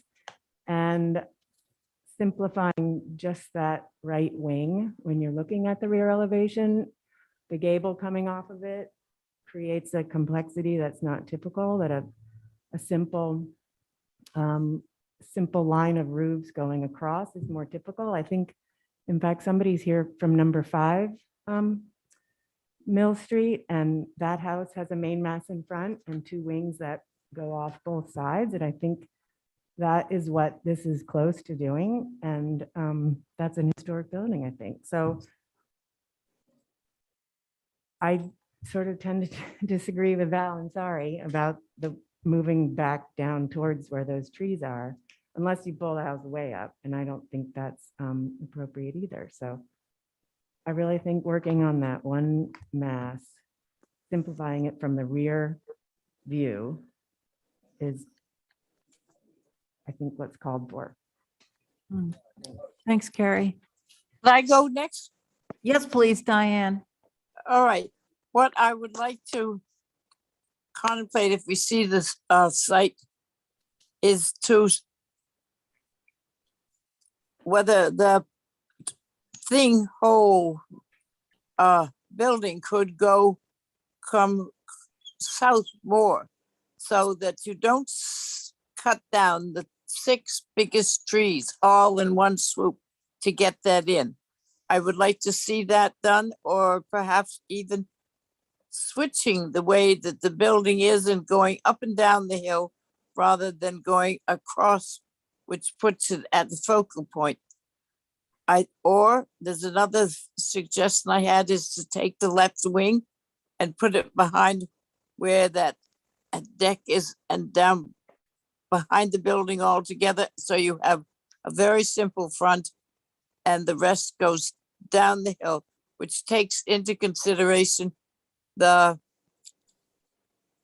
proposals that you have come up with and what is fitting in and what fits into a Quaker area, that most of the houses, and this was the mate's point, was that this is a Quaker village. And I see this again as just basically a large house at the top of the hill that is going to be visible from everywhere you go. And I think that I see the trees, which I appreciate, but to cut down all 6 at the top of the hill, I think should be considered. I think that what Hashab has said in working with this thing, and I have not seen the size of the building been reduced from the other elevations I've had over the past. I think that is too much house in the area that it is, and it is one of our mission to have new houses fit in with the existing houses. And we're wiping that out as quickly as possible. And it should be considered. It is a major mission of the HDC, and it isn't to try and accomplish what the owner wants. It's to accomplish a building that will fit in to an area and be accepted and not ruin the land that it is and around. So I would like to see some other trial of looking at the building in another way. Thank you. Thanks, Diane. John, Yes, thank you. Apparently, usually when they submit the changes, an application, then it comes back, the people explain what they changed. So this application here has 10 spots that are not mentioned here that are there. And they should be highlighted. That's our job, to make sure it gets highlighted. Apparently, the message didn't go through. But there are changes here. They might be appropriate and they might not. I would say, to Bill Wilmot, and Joan Taylor, very fine job on this here, explaining the neighborhood. And I like to explain neighborhoods also for a couple minutes. Go to the second page, 3 North Mill Street in the bottom. That's the old Cahoon property. And they,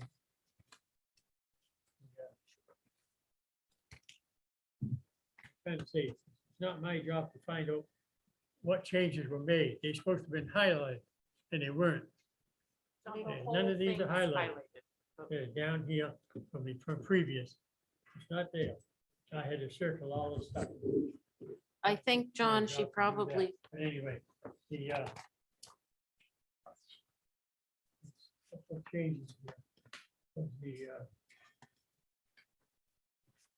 took away a couple of window dormers. I can see that. Which is better looking for the neighborhood.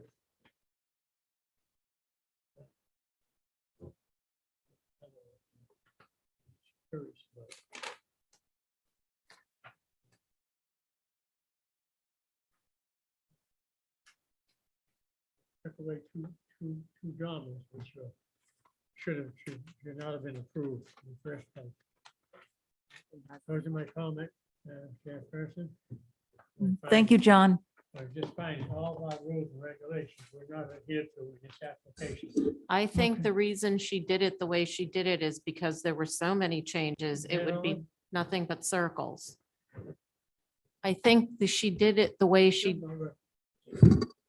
Hang on. Closer. I'm the one that's deaf. I think she did it the way that she did it because the changes were so significant, there would be nothing but red circles.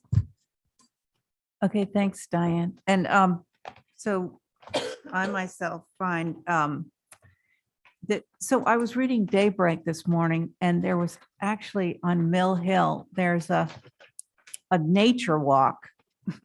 I couldn't believe it, so apropos.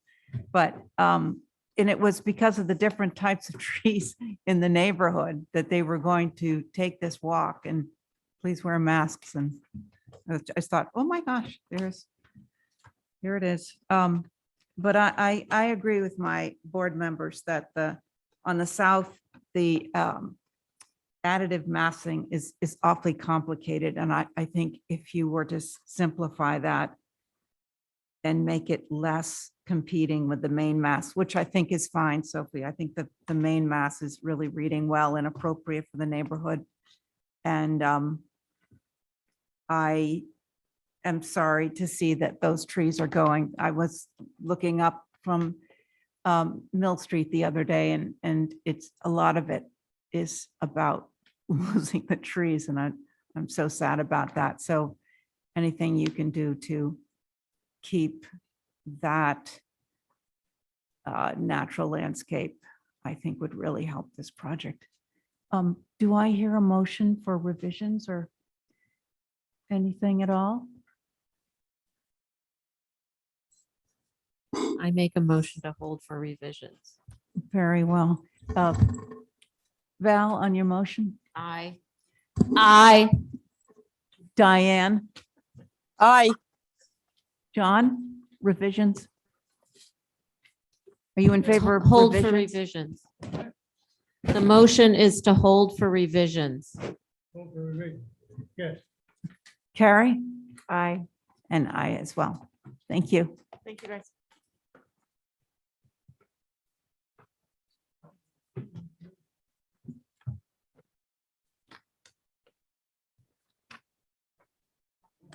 I don't know. It's like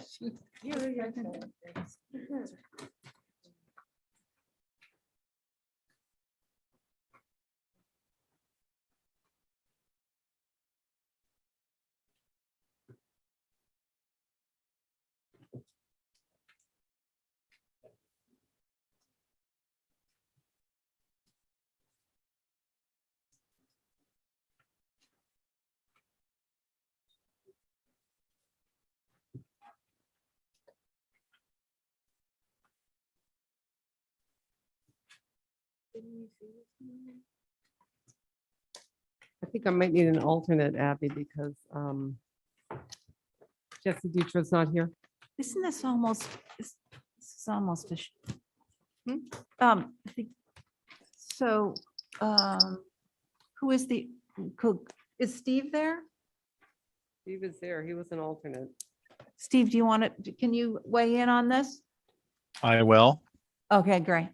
Go ahead, Lisa. Okay, so this is an addition to Footlight on Baxter Road. It is a porch addition onto and a main and a master bedroom addition. The porch is on the south side, the master bedroom is on the north side. The last submission that we came in with was a negative mass addition where the porch below was an open porch with an addition above it to house some much needed expansion to a very tiny little bedroom on the second floor that might be 8 feet wide. Only holds a twin bed. So there was concern about, I think, the unusual character of that addition. So in speaking with our client, we looked at adding windows to it to make it look like an old porch that had been enclosed and then added on top of. So those were the changes to that elevation. The master bedroom, the changes we made were we removed the half-round window. And believe the other change was there was some concern about, wasn't really a change, it was more of a drafting error of how a window was showing up on the north elevation. I think that is it. I mean, the one other thing that we considered, which I'd be interested to see what the board thinks about that, is the idea of making the windows in the new addition, not 6/6s, but maybe 2/2s to make it look like it was added and closed at a later date. That's it. You're welcome. Madam Thank Chair, you. Oh, Holly, do you have something? Just from myself, if you recall, I did provide some comments since it's a historic structure, which is outside of Wisconsin advisories. Can't hear you. My apologies. I do have comments on this. This is, again, Lisa had mentioned it's Footlight. It's a contributing structure with the NHL in the local district circa 1923. There is an HDC survey on file. The left addition with the fenestration added is more in keeping with Wisconsin vernacular, so thank you. I do have a recommendation that it could be dropped down more, the ridge. The right addition seems to overwhelm the main mass in the existing one story. Recommendation to possibly keep the north roof line as existing in the first story to keep the bungalow style throughout, similar to the proposed west addition roof line. I do agree that the proposal from the previous submittal is definitely better direction. And you'll use could actually see those types of enclosures for porches throughout Wisconsin. So those are my comments. Thank you, Madam Chair. Thank you, Holly. Anybody ready to comment on the board? I am. Go, Steve. Thank you, Madam Chair. Lisa, first of all, I appreciate the changes. Second of all, I think they're completely appropriate. I do note the hi-hat of the, and I apologize, I couldn't hear a lot of what was said previously. The structure on the east elevation, the new covered porch is taller, but I don't think that everything needs to be exactly the same or the same style in terms of proportion. And I think it's kind of refreshing. I think the part of the design that really seals the deal for me is the concept of the windows being infilled to an previously existing porch. So it makes it look like this was a structure that was there and then these windows were added in, which I think tells a story that is typical and also missing in a lot of the designs that we see. So I want to thank you for that. That's all I have, Madam Chair. Thanks, Steve. Thank you. Val, are you ready? Sure. I also agree with Steve. I appreciate the changes. I have one small question / request. Would it be possible on the east to perhaps carry a porch roof in front of this infill sun porch, so to speak? I don't know. I'm just feeling like maybe that would sort of calm down the fact that it has a higher eave line and connect it to the front porch that's there. Is that possible? Yeah, I suppose it's possible. It's set back. So it'd be sort of a unusual porch. But, you know, I Just a think, thought. yeah, we'll see how everybody feels. It's certainly Yeah. possible. Okay. That's all I have. Thanks, Val. John, are you ready? Yeah. Diane? I'm ready. I'm sorry. I thought I had undone it. I agree with Steve on the things that he mentioned about the porch being filled in. And I think that is good. I appreciate the work being done on it. And from what I can see, I think it would be approvable by me. Thank you. Thanks, Diane. So Lisa, Mhm. my own feeling is that it's you don't see a lot of second stories above like a sun porch. So to me, it looks a little odd. I wish you could drop the height of that roof line to make it sort of more, almost like just a cathedral ceiling. Yeah. But I It- realize. Yeah, it's a it- programmatic issue on the second floor.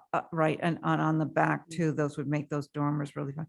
And then what you've got going on the, I'm looking at the east elevation. I think the right-hand side is sort of, is too large and it competes for me with the main mass. I wish that was simplified just to a simple sort of architecture. So let's see, what do we? Could I ask a question? 'Cause I don't know why this is, but my drawings actually show 2/2 windows in the porch area, which I think look a little better. Is that possible to just show people that too? I don't have a PDF. 2/2s everywhere? Yeah, no, we have that in our physical copies. Yeah. Yeah. Okay. Yeah. My other thought was, I was thinking about what Val said about incorporating that into the front of the porch and I mean, I love the sun porch idea, but it's reading to me with that second story above, sort of, it just seems incongruous. I wondered if you wanted to give that a sort of a try, but I can certainly do that. I mean, I think it's, you know, the goal, if you feel like that's going to make it more congruous for you, certainly can do that. I think, you know, I just think Sconset has a lot of interesting and varied architecture. And so although the sun porch, you know, the story could be that the sun porch was there and then they realized they needed more living space on the second floor. And this was the most logical place to do it. And they did it above an old sun porch. So I feel like the story would hold, but certainly getting the mass and that sun porch approved is more important than not having a garden. I actually, or not having the porch, but I prefer not having more architecture and having more garden. So my mother's Meg? house in Sconset had a two-story sun porch on the bottom, sun porch on the top. And it was, but it had it on the top too. And I wonder if that wouldn't make it read less top heavy. The problem with that is that the eave is very low up there. I mean, it's at 30 inches. But Or you've else got it's gonna- dormers, you've got dormers on the back, so. Yeah, on that's the- right, just to get some head So- height. But if you look at the front, those windowsills probably at the front of that building are 30 inches tall. So, you know, you'd have ribbon windows. It's not like it's a full 2-story sun porch. You know, in order to keep the massing reduced.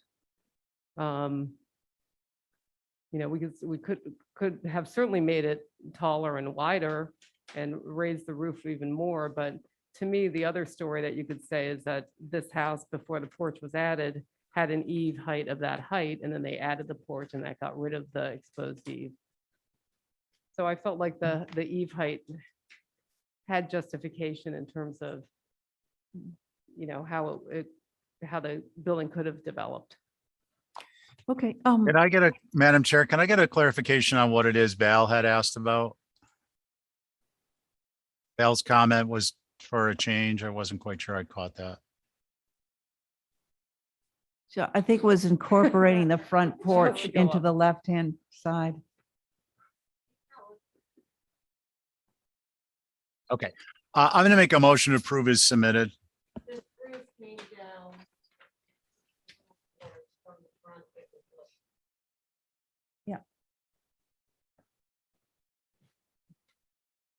Hello?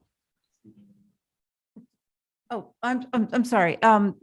So Steve, that was a motion to, Approve as submitted. okay, thanks. John, With 2/2. So. are you in favor of Stephen's motion? Comment. He hasn't commented yet. Oh, I'm sorry. I wasn't a question, but that's all right. Period. On the A22, it's a south elevation. And it's been changed from the previous submission from a door and 2 windows to 6, whatever they are. There's no description of schedule. It's all words, but there's no drawings to show it. They're gliding windows You know what in they the are? sun porch. I'm sorry? So it's a sun porch and she's just changed them from the doors and windows under the porch to filling it in with these windows. I understand that. I'm just curious what they are made of themselves. Is that Oh, the Is that- sliding that- windows? six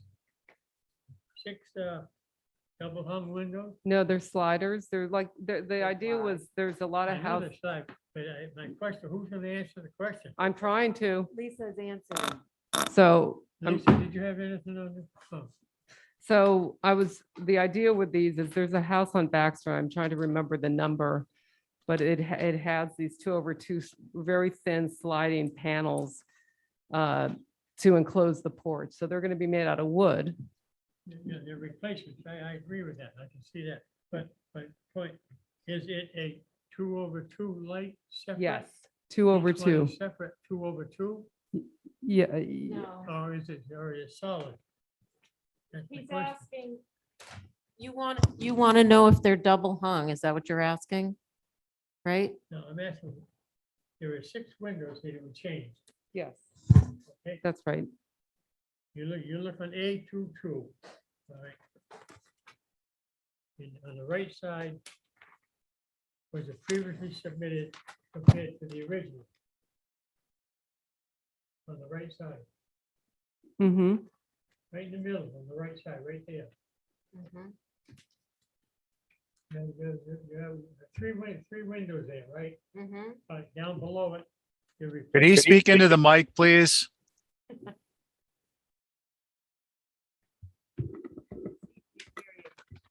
I don't know, somebody said something. Steve just wants you to speak into the mic so he can hear what you're saying as well. Okay, I'm sorry. Thank you. Now break it down to what I'm looking at, okay? This is a good style summer cottage for Wisconsin or anywhere else. My question is, each one of these individual 6 units that were put in here are requesting, is it a double hung? I know they slide, but the slide is double hung too. No, they're not double They're hung. not They're double hung. one, they're one window unit, 2x2s, but each one slides. Right, Yeah. I understand that. So what is your question All again? right, thank you. If they slide, are they still double hung or are they solid, Solid. four light windows? Yes, Yes. solid. That's my question. That's what I was Okay. curious about. All right, thank you very much. Thank you. That's my comment, my only comment. Steve had us a motion on the floor to approve this. Let's go through. Steve, are you in favor of your motion? I most certainly am. Diane? Aye, aye, aye, aye. Thank you. Val? Aye. Okay. Nice And, loud, really loud. Okay, I'm in favor too. Motion carries. Thank you.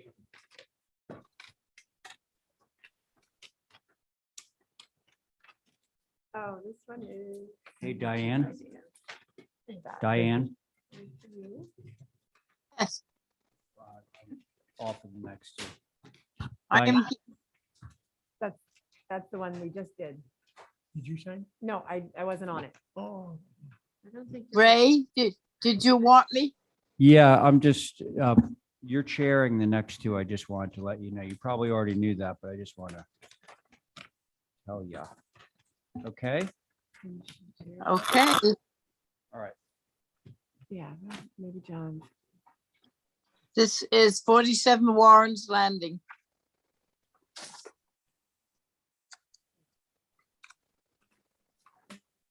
People on it is John McLaughlin, Abby Camp, Val Oliver, and Carrie Thornwell. Okay, Isn't Steve on this too, or no? no? No. Name is not on it. It is, I just read them all off. Alternates none and recused none. Okay.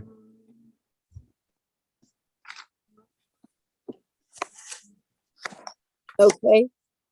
So are we ready?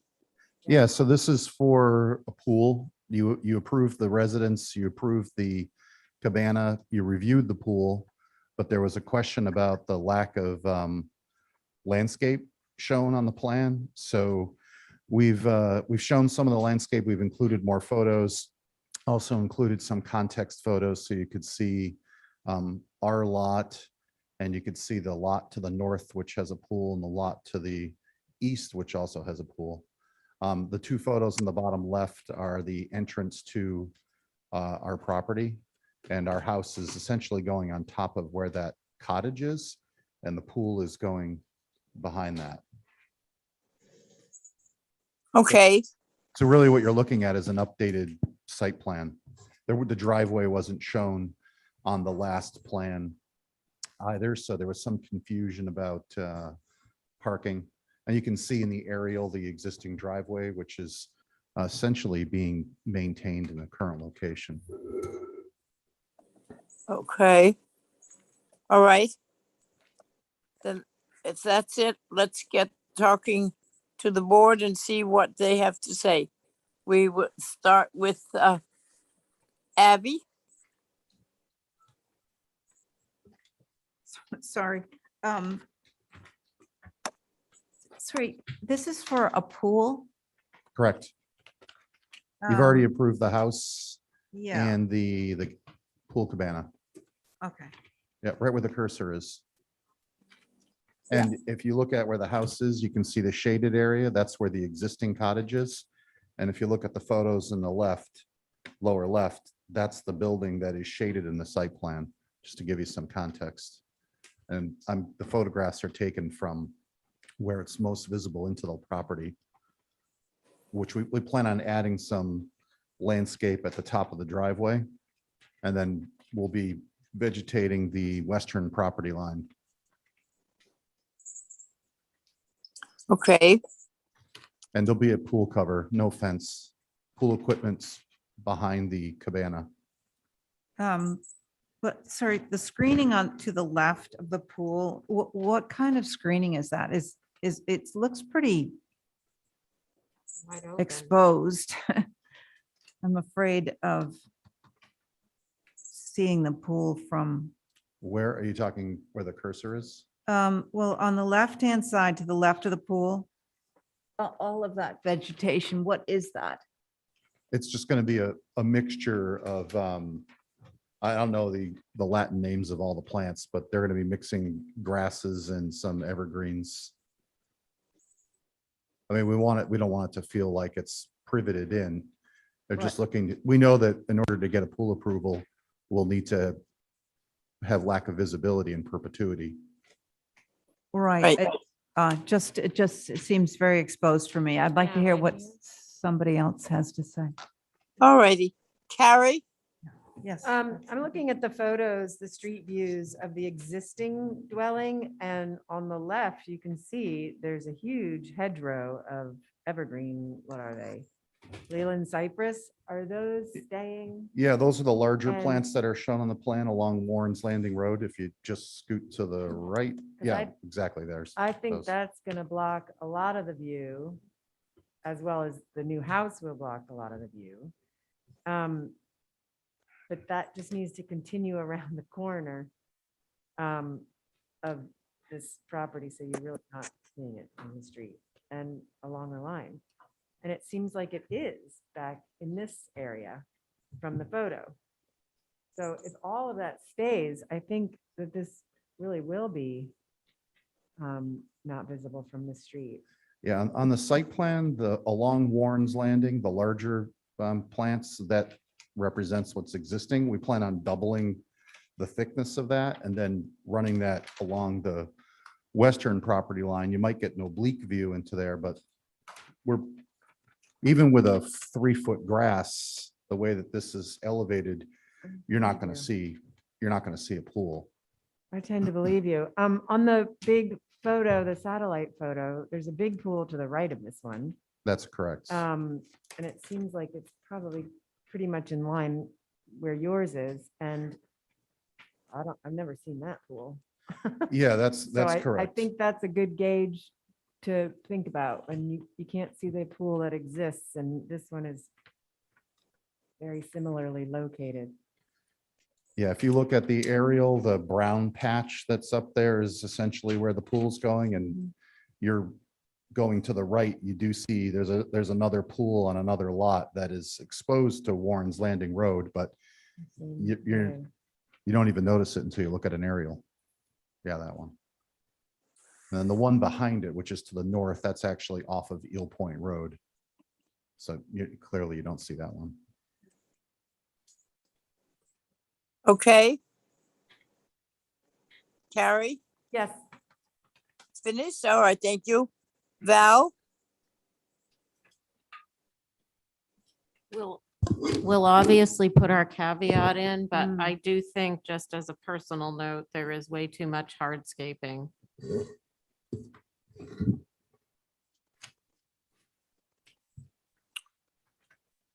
What is the hardscaping? I got bluestone coping and surround. Yeah, the rectangle that you see around yeah, there, right there. Thank you. That's all bluestone. I mean, it's at grade. Well, for That's me, grade. you've heard me, I'm sure, say this now, as I'd like to see it more natural.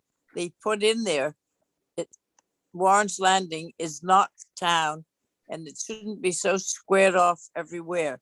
I think, and that's, what is the rest of it, of the area there for Val? Is it lawn or what is it? It's all- Outside that decking? It's all lawn. I mean, they're gonna have a mixture of weeping love grass and mowed lawn. I didn't show that delineation, but they really want the pool to feel like it's sitting in a natural landscape all to the west side of it. And where your cursor is, which is to the right, where the bluestone is, that part would be set in a lawn, which would be mostly hidden by the house. Okay, I don't know what the distance is there to the road, but probably talking 150, 200 feet.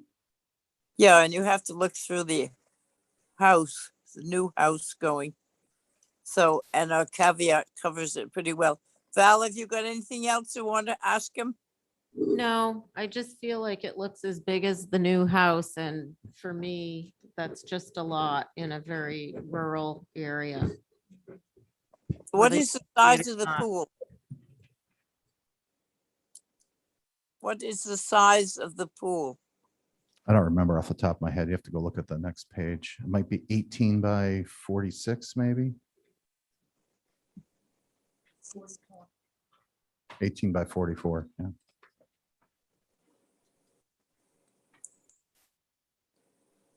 And then you have the spa beyond that. That's a fire pit. We have to have a fire pit, don't we? What's the light pole?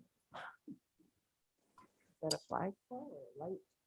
What is the light pole there? That's just that's not part of the survey plan. It's just an existing pole that'll be removed. Okay, because we're working very hard to keep Nantucket dark. And it is important. Well, what does anybody want to do with the pool? Do you want to reduce it? You want to put it with the caveat? You want to, what would you like to do, any commissioner? I guess we should approve it and put our caveat on it. Can't be seen at time of inspection and thereafter in perpetuity forever and ever and ever. Okay. Yeah, thank you. Abby, I'm not in favor because I think there's so much landscaping. It's changing the natural habitat, et cetera, and the hardscaping is, it's too much. So I'm not in favor. all right.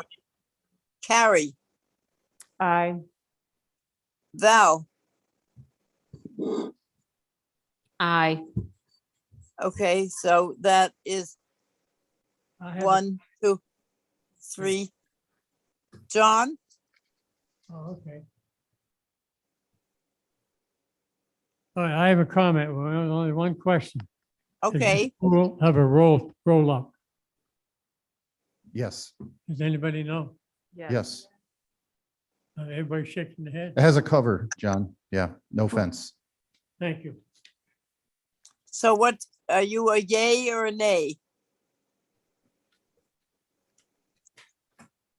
Are you yes on the motion to approve? Yes. Okay, so that's 4 to 1 approved. Thank you all. Thank you.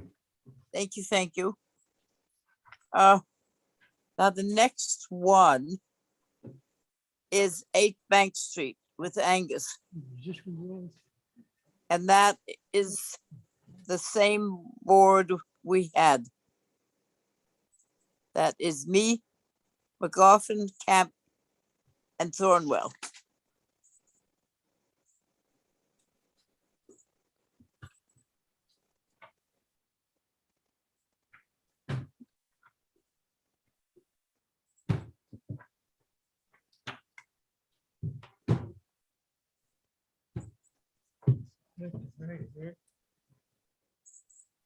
And everybody remember to speak into their microphones because we want to get it all recorded, please.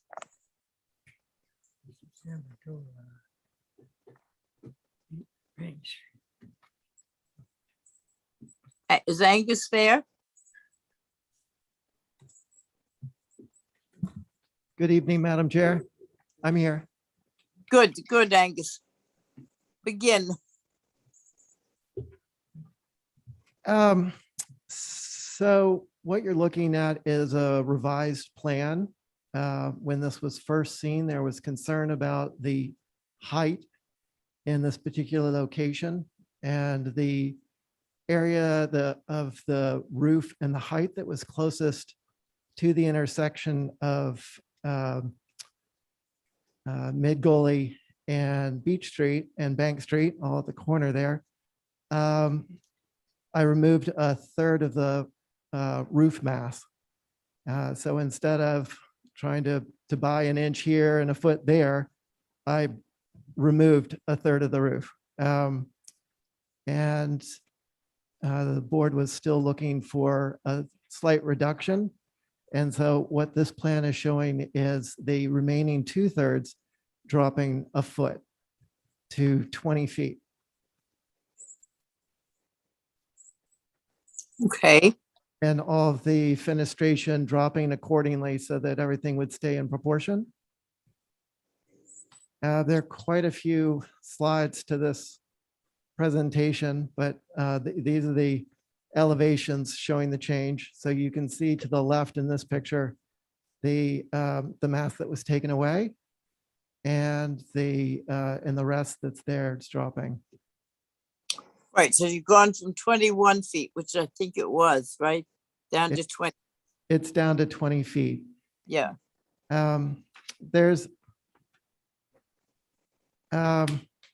have been a number of concerns from neighbors about anything from trees, the stability of Mid Gully, to the depth of the basement, none of which are the purview of the HDC or the Sconset Advisory. But as far as the height and mass, this is more in keeping with historic Codfish Park than almost any structure in Codfish Park that has been altered over the past 100 years. The board members have in front of them a packet of only 16 of the projects that have happened in Codfish Park, but 16 is still a lot.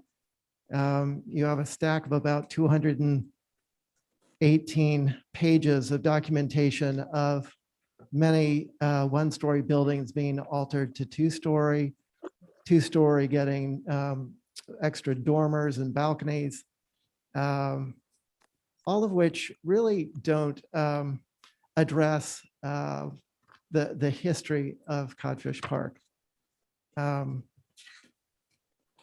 What else is there? There's a height chart of the existing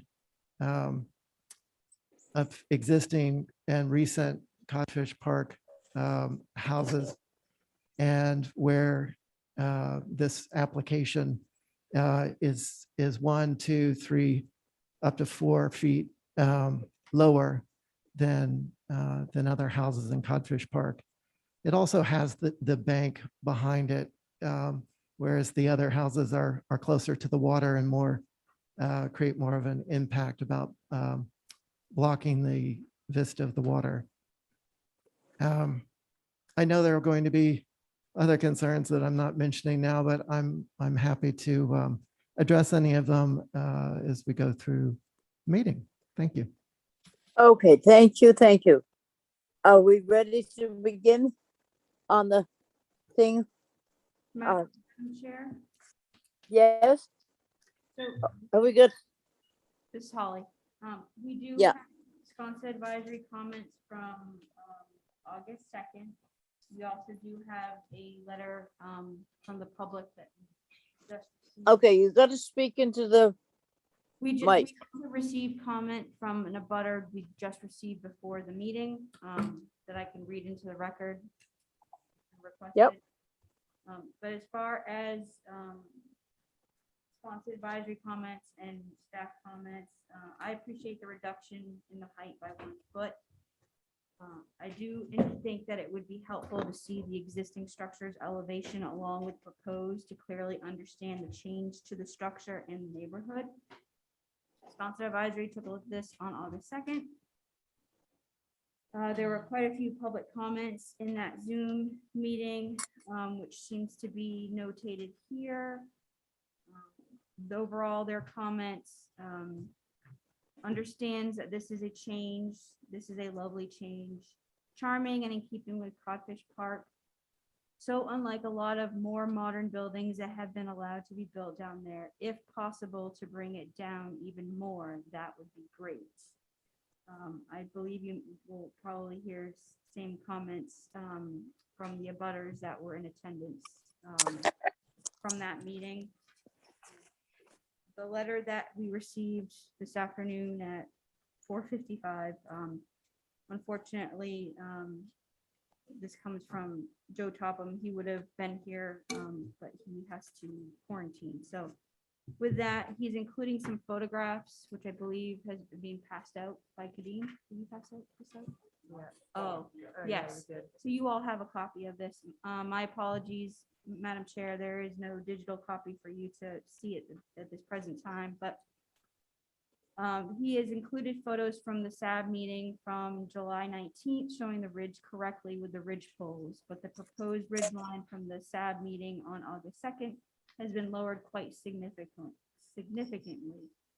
Use the distant water line as your yardstick. In short, more than 12 inches, the applicant has stated. So he's confirming the reduction in height. There is a letter that I will read. I have perceived some inconsistencies between the reviews and recommendations from the Wisconsin Advisory Board on the HDC. Here are some examples. This month, August 2nd, Ms. Ellis stated on YouTube that the SAB has worked very, very hard week after week after week to try to keep Codfish Park looking like Codfish Park. Yet in one meeting, the SAB granted permission to demolish a 1935 structure. Her comment was, it was a lovely change. My clients requested the removal or demo of a 2004 structure. I had 2 agreements to locate the structure within Codfish Park, which sadly fell through.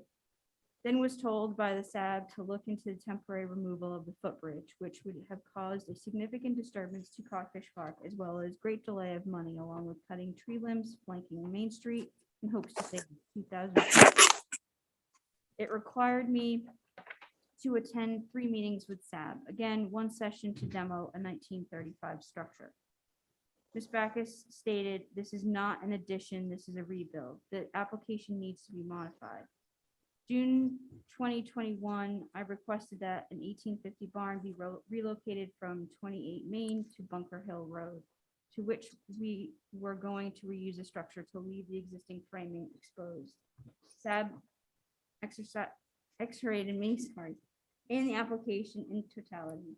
The applicant representative for 8 Bank Street has stated that the fenestration has been replaced, so he thinks this is a reason that the 1935 structure can be demoed. Does this mean the new windows in the Athenaeum Library would qualify it to be demolished? The photograph provided by the applicant, which was taken from the Broadway Street area, depicts 8 Bank Street ridge line lower than my client's home at 15 Beach Street. It's inaccurate. I'm sharing pictures from SAB's meeting from July 19th, 2021, showing the ridge line at 8 Bank Street correctly with the ridge poles, but the proposed ridge line from SAB meeting August 2nd, 2021 has been lowered quite significantly. Use the distant water line as your yardstick. In short, more than 12 inches, the applicant has stated. My client's project is at elevation 14 feet roughly, and 8 Bank Street is roughly between 19 or 20. I'm guessing because the applicant's representative does not have topography on his site plan, which is required per HDC checklist. Also missing is a demo application. Notice the intent to demo would be placed in the INKI because someone may want to save the structure. The applicant's representative has stated that the ocean is the stage and his project is the back row. You must be remembering his glory days of performing plays in high school, which is normally held on a gym, but in reality, this project is on a slope grade. Sticking with the theater reference, Codfish Park is a raked stage, and 8 Bank Street is roughly 7 to 8 feet above the orchestra pit or Codfish Park Road. This means that 8 Bank Street Ridge will finish off at roughly 40 feet and 15 Beach Street Ridge 37 feet. My design at 15 Beach Street was based on NHA photograph from an 1890 Dory barn in Codfish Park, which my family believes was my grandfather's, Leland Topham, and where he stored his fishing dories. 8 structures within Codfish Park are equal or taller than my client's home. Plus, at this moment, it is new plywood and is going to look looming, as will 8 Bank Street when it's under construction. I received approval after 4 meetings with HDC. 10 Beach Street had over 20 meetings before the HDC. In short, the HDC is reviewing every detail and doing their job thoughtfully. Commissioner Welch requested a cross-section of 10 and 15 Beach, which I think the same detail should be requested. At 15 Beach, we installed temporary steel sheathings to protect the abutters' properties, not to retain water, which was started by Clement Durkees. The steel was removed, so no ground flow issues are present or will ever be present, and no groundwater has seen during the excavation. 8 Bank Street will require steel sheathing around the entire property to retain the existing slope bank and for the installation of a new full basement foundation. The existing town retaining wall, which is roughly 12 inches from the existing structure, needs to be completely rebuilt. When a new foundation is introduced or major underpinning will be required. Has the applicant's representative received approval from the town for this work? The town will need to be involved because the new retaining wall will need to be constructed to state standard and values, which will require an RFP, et cetera, et cetera. In closing about SAB, June 2018, I had an issue with a zoning shed in Sconset and an abutter across the street objected to the application. Roughly 2 weeks later, a current SAB member submitted drawings to HDC for the direct abutter that objected to my client's shed. I believe all the HDC members remember going before the select board, which I won the case. My point, the SAB member, now the applicant's representative, never stated publicly that he was the architect for the presenting abutter. This is a clear violation of Robert's rules. As a former Concom representative of the town, I am appalled. Thank you, Madam Chair, for letting me read that into the record, and it was just received by the board. This is the one that came in just before we started tonight, this afternoon? Oh. Raises a lot of questions that we may need more answers to. So, Angus has given us a rundown of what he has done. So we'll start with some commissioners at least and see what's going on. We'll start with Val. Val's not on it, Diane. Oh, I'm sorry. Why isn't she on it? Val was on this. She just wasn't at the last meeting. And actually, Ray was on the very first meeting, but absent the following meeting. Right, so then I would. Hey, ask- Diane, do Yes? do we want to hear from the neighbors? Oh, I've got some neighbors. I'm glad I did. I'm sorry, I didn't know that. Who would like to begin? If you give us your name and where you live, please. Hi, Helen Strong. I'm at 18 Broadway in Sconset in the Old Historic District. And my comment is that lowering the roof line by at 8 Bank Street by 1 foot is not an appropriate response to the outpouring of concern by villagers, residents above and below the bank, much of which was covered in the SAB meeting, which I hope you all have the record of. And it is also the board of the Sconset Civic Association voted unanimously to keep the line of the new construction at or below the bank level, so it doesn't loom above the middle gully, which would create a very strange appearance in that part of the village. And I think that you have received many letters from not only the abutters, but many people who live below the bank and also live on all the streets in the old historic village of Sconset. And I just want to make sure that you take those into account because there is great concern about this project. Thank you very much. Thank you. Does anybody else like to speak?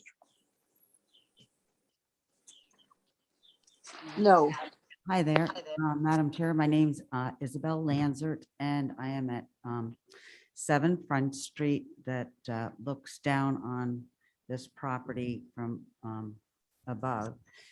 And I have inherited this house along with my 2 sisters from my great-grandmother. Of course, I have seen over the past 60 years Codfish Park being developed. And this is the first time that we have had to come forward to finally say that this property, along with what's happened, I don't know if it's 15 Beach or 13 Beach that's going on at the currently, that this structure, and I think it's in your purview to look at the context of this structure in relevance to the rest of what's down there in Codfish Park. And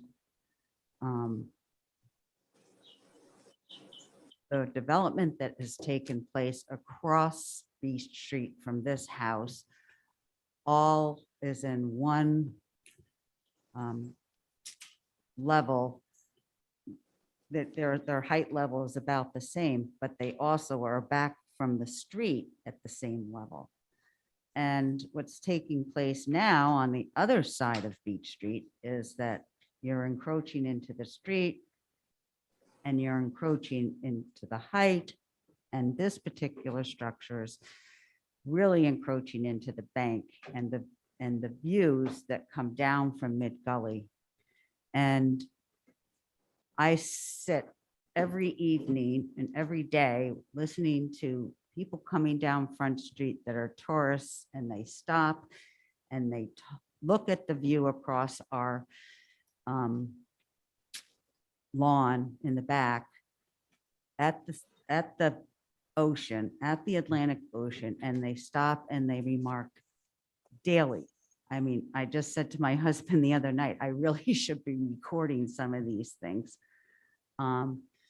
So I hope that you will take into consideration what is appropriate for this site in terms of height.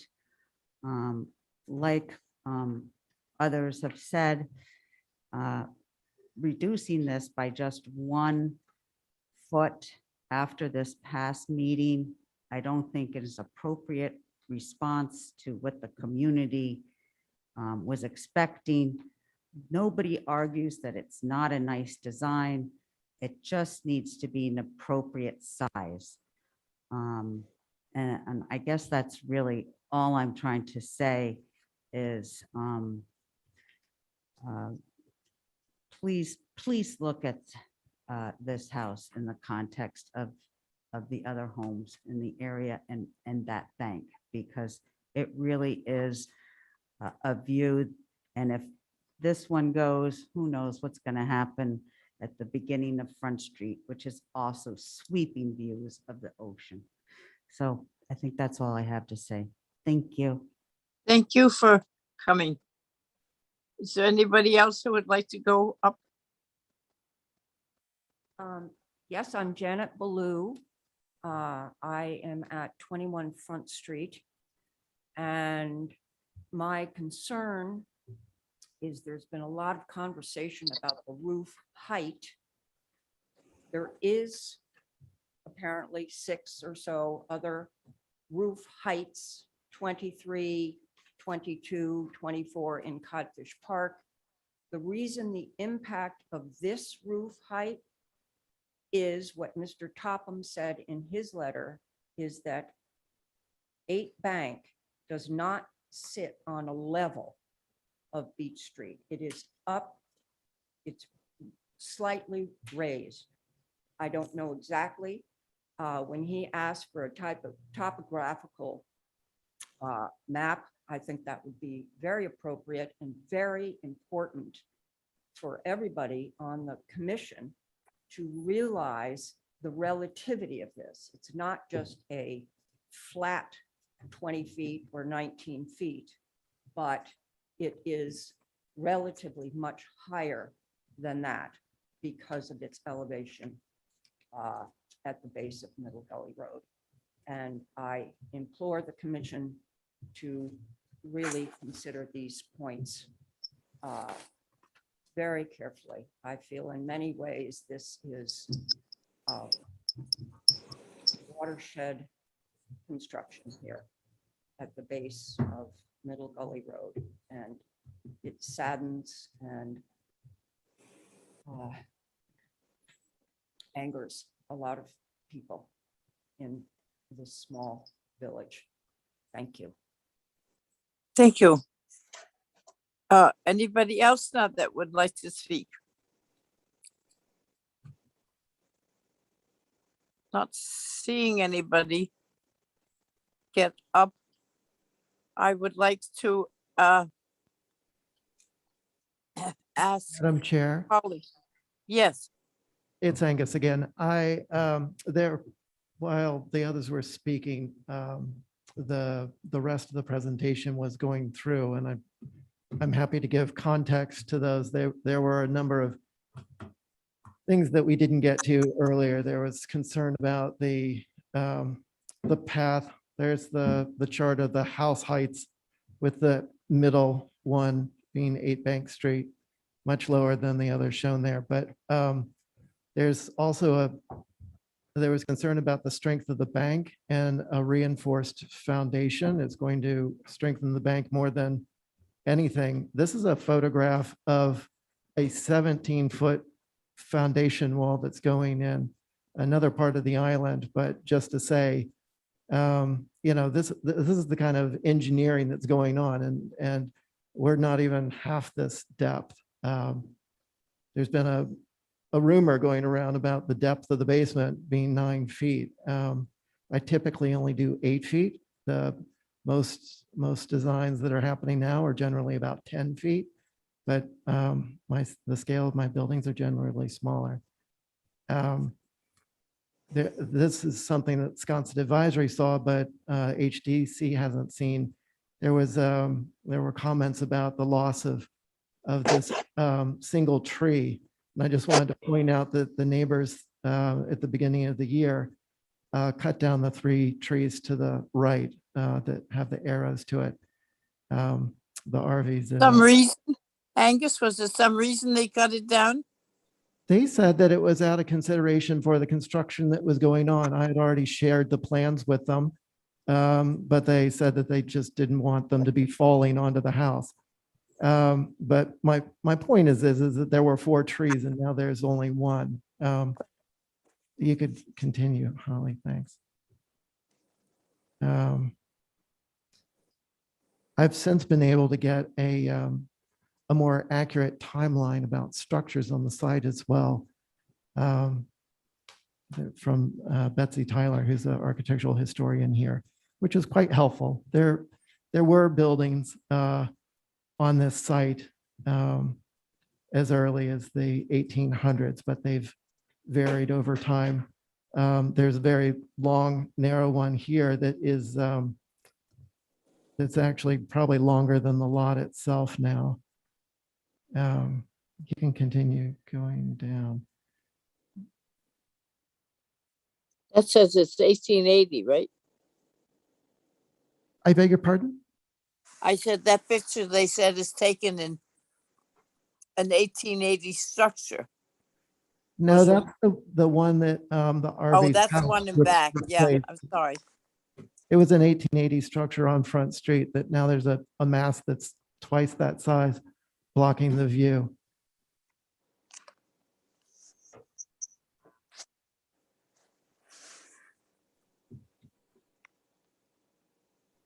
So this was one of the earlier structures that was there that was much longer and wider.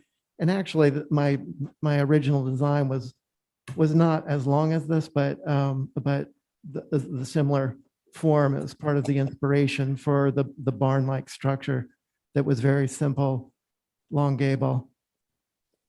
But then there's another photograph of a different building there that has the off-center door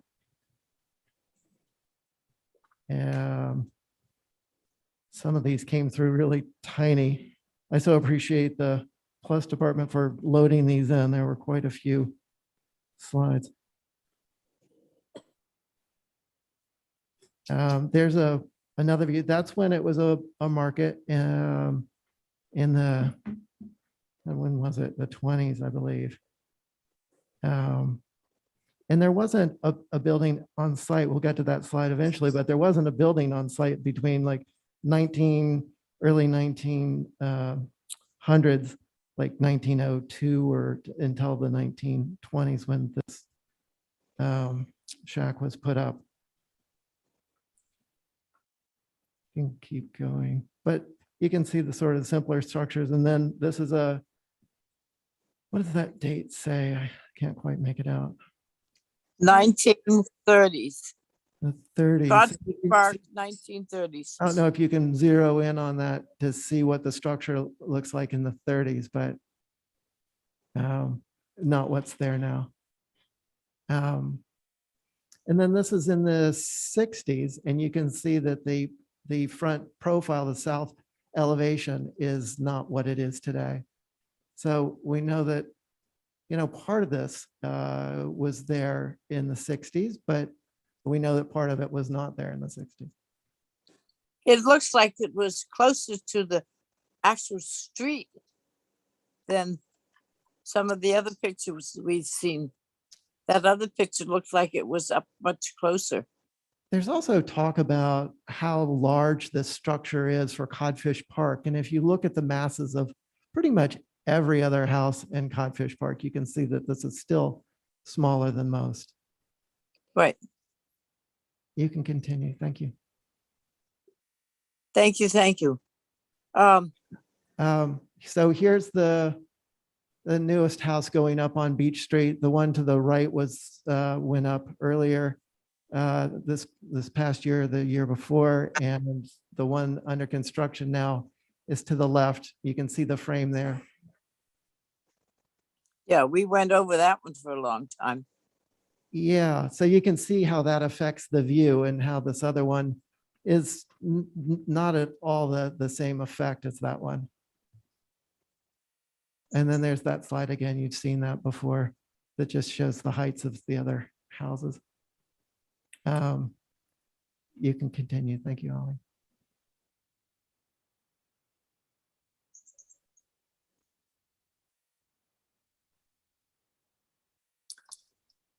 You all done now? Um, Angus, or you got something else? Thank you, Madam Chair. I'm not quite finished. We just lost the screen for a second. That's all right. Does it all the time. It's a lot to process. So this is the history. And so you can see that there's a small building in the 1880s and then not quite sure later in the 80s, 89 or 98, 1898, there's a narrow one story again in 1904, but then there's nothing in 1909 or in 23. But somewhere in the later 20s, I believe, is when the shop was there with the hot dog stand.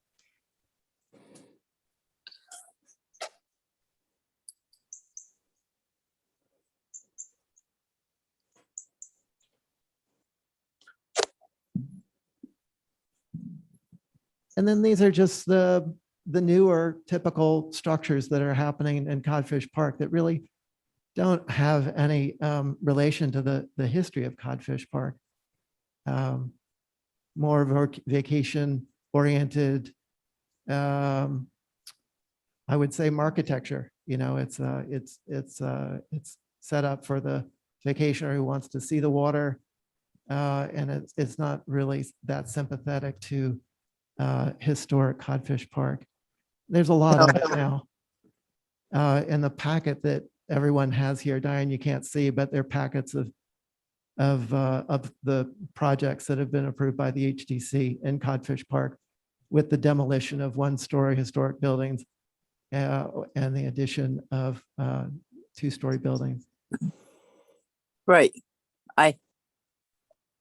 I sat on a lot of them, unfortunately. So, Well, we've seen a lot of them at the Wisconsin Advisory Board as well. So in short, this is more in keeping with the history of Codfish Park. It's relatively short compared to a lot of the buildings in Codfish Park. And it's seen as an improvement by the people who look after Sconset, the Sconset Advisory Board and other residents of Sconset. There's certainly naysayers, but I'm sorry they weren't around while the rest of Codfish Park has been changing for the past 2 decades. Thank you. right. Thank you. Holly, are you all set now? Yes, Madam Chair. Thank you. So let's try the commissioners. And I will start with Carrie. I think one more person wanted to speak. Did you not get a chance to speak, or you're just adding something? Who is that? Hi, this is Isabel Lanzard again. I just wanted to add one more thing in response to Angus's comments that he just made. If you could go back to that 1800s picture that he put up, that he was modeling the new construction after, that would be helpful. But if you look at that picture, you can see that the roof line of that barn structure does not tip over the above bank. And this is the concern, is that it may, you see that fence line above that building is the bank up on Front Street. That roof line is not above the bank there in that picture. So, I mean, you can talk 21 feet, 20 feet. Bottom line is it doesn't go above that bank line. And the proposed home is definitely several feet above that fence line. So I can't say it any more clearly about the change that's going to happen here. I just want, and then again, what the woman who spoke about getting the grading figured out, because again, if you're just talking 20 feet and then you've got 2 more feet of grading or what have you, you're really talking about a whole different level of height. And I would urge, if you can, to maybe get that lot grading information before we make any final decisions on this. That's All right, thank you. Thank you. Thank you. Carrie, would you care to begin? Sure. I think this is a completely charming and very appropriate building for anywhere in Sconset, as well as Codfish Park. I think, Angus, you have double horror in trying to design this, because the building that is there is so diminutive. This is not historic. It is the only quality that people want to keep is the size. All of Codfish Park has been pumped up through the years. The evolution of Codfish Park has all grown. The one little line drawing over the photograph showing what has been approved recently are all much more than what Angus is trying to do here. He has come down in ridge. He has come down in the length of the thing. I think this is as small as reasonably he can get. I think I see that it looks like he's doing a mud sill foundation to keep it at grade level, basically. There's no grade change that we're seeing represented. If that was his intention, I'm sure he would represent it, because he doesn't want to misrepresent something in this location, in this iconic spot. But I personally think this building as it is now is more appropriate to Codfish Park than the building that sits there now.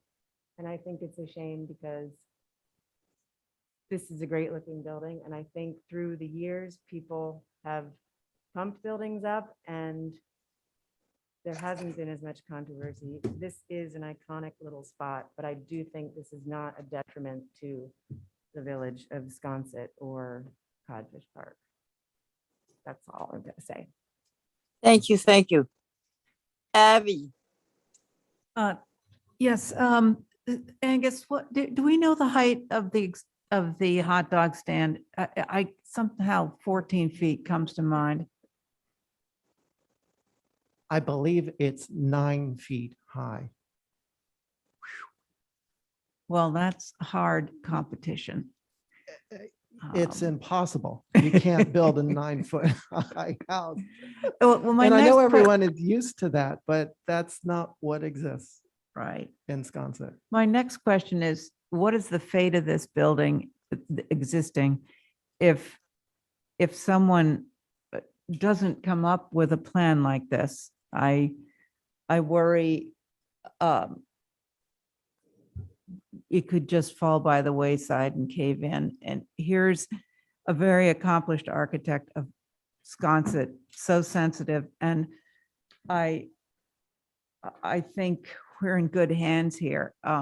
He has changed the height 3 times, I believe.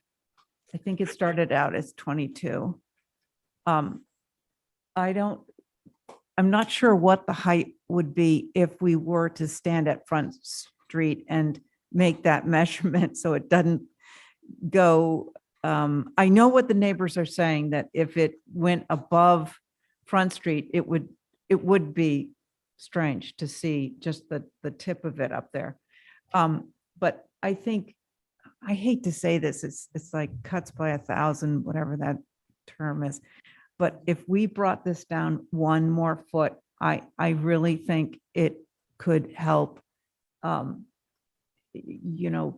mitigate that chance of seeing it from Front Street. So that's where I am, Madam Chair. thank you, thank you. Johnny. Are you with us, Johnny? I hear you. Thank you. All right, remember to speak into your microphone so we all can hear you. Okay, I'm right here. I could hear you well, thank you. At this stage of this actions for this cottage here, I have to say that I'm trying to word it right. It is a nice adaptable structure as drawn for the immediate surroundings. It fits in with everything that's in Codfish Park, I would say. And you take minor things to change this. You take minor to make it approvable. So if they stick to the way they're going with it now, you can probably work something nice out on it. So I'm going to read the stuff that was submitted tonight by Angus. I'm going to read that. And most of it's up in my upstairs too. I can't make a comment on it now. I got to see what the plan changes are. So somebody's got to read that stack to know what's going on. John, just to clarify, Okay. the stack of documents that you have in front of you are just other projects in Codfish Park. It has nothing to do with the height of this, except giving a perspective of how this measures up with the rest of the work that's been going on in the Codfish Park. Yeah, well, Right, but Angus, we have many letters from people who live on Front Street. I have 7 letters that were sent, so there are lots of letters to send. And one interesting letter, I was going to ask Abby to ask Holly to make sure that we all got it, was that letter from the guy who who didn't live here all the time. And he was making a statement about the development of Codfish Park. Do you have his name? Do you remember that letter? It just came. Was it John Shea? Yeah, that's it. John Shea. So people should read that because I thought it was very interesting letter and doesn't make it any easier to decide what to do, unfortunately. My thoughts are, I think we have to trade off, perhaps we have to trade off some things. If he's done 20, and I believe 18 feet would bring it down below, perhaps below the fence up on Front Street, but it would certainly come within level 1 foot. People may just have to look over the 1 foot. It can't be absolutely perfect, but if each side gave a foot, we would come down perhaps 19 feet, which would be acceptable to everything, because as Angus said, the strength of the hillside is not our feeling. I'm sure that somebody along the line has called in an engineer to find out what it is.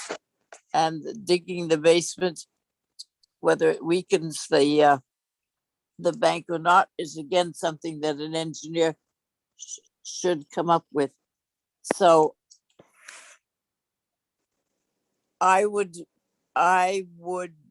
like to see if anybody has a motion that can be done, or you want to hold for revisions, or you want to hold for more information as far as.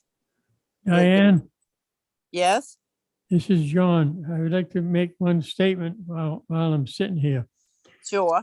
This report that was done by Angus, I read quite a bit of it sitting here. And I want to say it's one of the most comprehensive submissions that I've seen. And I've been on here about 54 years now. And I think that's going to take up a lot of time. And it does. Each applicant has their right to speak, and opponents have a right to speak. So I'm just saying, I'm all for everything the way it's moving, but we'll wait and see what turns out with this. So I have no comment at this time on this application, but there will be more in the future. Thank you. Yeah. So what kind of motion would somebody like to make so we can do this and let back to work? Before somebody makes a motion, I just wanted to correct the record. Something that actually Commissioner Thornwell had mentioned, that this is not a historic structure, and I would also make the comment that it actually is from the 1920s, 30 time frame. There is no definitive time, but the HDC survey that was done in the 80s indicates that it was built in the 30s. From some information that we received in the past, it's about between 1923 to 1926, the existing structure that's on the lot. So I just wanted to correct that for the record. Thank you. I stand corrected, Holly. Thank you. Thank you, Holly. It's important that we know all these things. So what would we like to do? Hold for revisions, hold for more information, or some sort of approval? I'll make a motion to hold for revisions. Okay, let's see how that goes. Abby, Aye. Carrie, Aye. Johnny is Aye. made aye, and I'm an aye also. So that carries 4 for revisions. Thank you all for your time and concern and interest. Angus, it's Thank you, Madam Chair. you've got a lot of patience, and it's very good to work with you. Thank you. Good night. Good night, good night. Okay, Okay, thanks very much, Diane. welcome. We are now on to new business. first thing on new business, there we are. 24 Mill Street, demo shed. Anybody here to rep that? No, he's asking those be solved until Thursday, both those applications. Okay, can I have a motion? Motion to hold for till Wrap- Thursday. Yeah, that's for items 1 and 2 on new business. We're gonna hold them for Thursday. Okay? Okay, so on that motion, Val, Aye. thank you, John. Thank you, Diane, Aye. Abby, Aye. and I'm in favor. Motion carries. Okay, so now we are to Thornwell at 6 Bayberry. Luke, you doing that one? No, it's me. That's you, okay. Yep. I can't see. So, Stephen. Oh, actually, let's see. No, we got the regular board. Sorry, Stephen. Almost.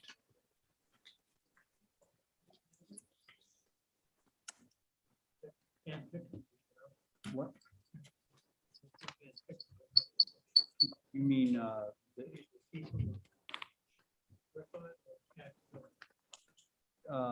you mean the board? So we're the regular board now. We got all 5 of us. Diane's over there, so that's regular board. Go ahead, Carrie. Thanks. This 6 Bayberry. Oh, we need drawings. Oh, we have drawings. There we go. There Very should be some good. photos too. Yep. This is an existing 1.5 story house with double window dormers, flush shed dormers on the front. It's pretty simple. The photographs are behind you on the screen. Sorry, they're not the best of They're the quality. same as what we're looking at here, right? Oh, yeah, Karen? you've got better ones in paper. Yeah. We are proposing an addition on the west side that has a lower ridge and a 1-story mass gabled facing the street, coming out one story, and a porch wrapping to sort of accentuate the front door and then fill in a basement stairwell with a little shed mass on the east side. It's all relatively simple and straightforward. This neighborhood has had a few massive ones approved recently, full 2-story boxes right down the street. And I think this one is in keeping with the existing structure, which we are not trying to remove. Okay. I can go. Yeah, that would be great. Wow, what a difference. Nice job. I really like the revisions. Thank you, Carrie. Thanks, Okay. Ed. Very good. Val. I concur with Abby. Could you speak in your mic, please? I'm doing that because John can't hear me. John, what do you think about this proposal? You okay with this addition? The addition onto the house, you okay with it? Yeah, take a look. I'll take Diane and I'll get right back to you. Diane, what do you think? I think it fits in there. Just, is there a site plan just to see which faces Blueberry? Bayberry and. Bayberry. Yeah, it's if you scroll up, you'll see, I don't know which elevation it is, but you can see it's that elevation right there. That's the north. And yeah, the site plan should be in here. It's in There we our go. packages. There it is. There it is. Okay, that's all. I just wanted to. Bayberry's got so many little thingies. I just wondered where it was. No, I think it's fine. Yeah, do. Thanks, Diane. Yeah, sure. You ready? Okay. John has just made a motion to approve as submitted. On that motion, Abby. Aye. Thanks. Val. Aye. Diane. Aye. And John on your motion. All right, and I'm in favor too. That motion carries. Very good. Sure, I'm glad that wasn't in Codfish Park. What's that? I'm sure I'm glad I didn't have to do that in Codfish Park. This one is at 5 Gardner Perry Lane, Okay. at the very end of the lane. The It's a demo dead end. shed. Oh, thanks. There is a demo shed. Okay. It's about 10 by 10. I do not know the age of it, but the house was built in the mid-80s. So it's not a You don't historic know the house. age of the shed. Sorry? You don't know the age of the I shed. do not know the age of the shed. Well, are we gonna be, we're gonna hear, yeah, okay. So you've said what you need to say, right, Carrie? About the shed? Yeah. Yeah, okay. Holly.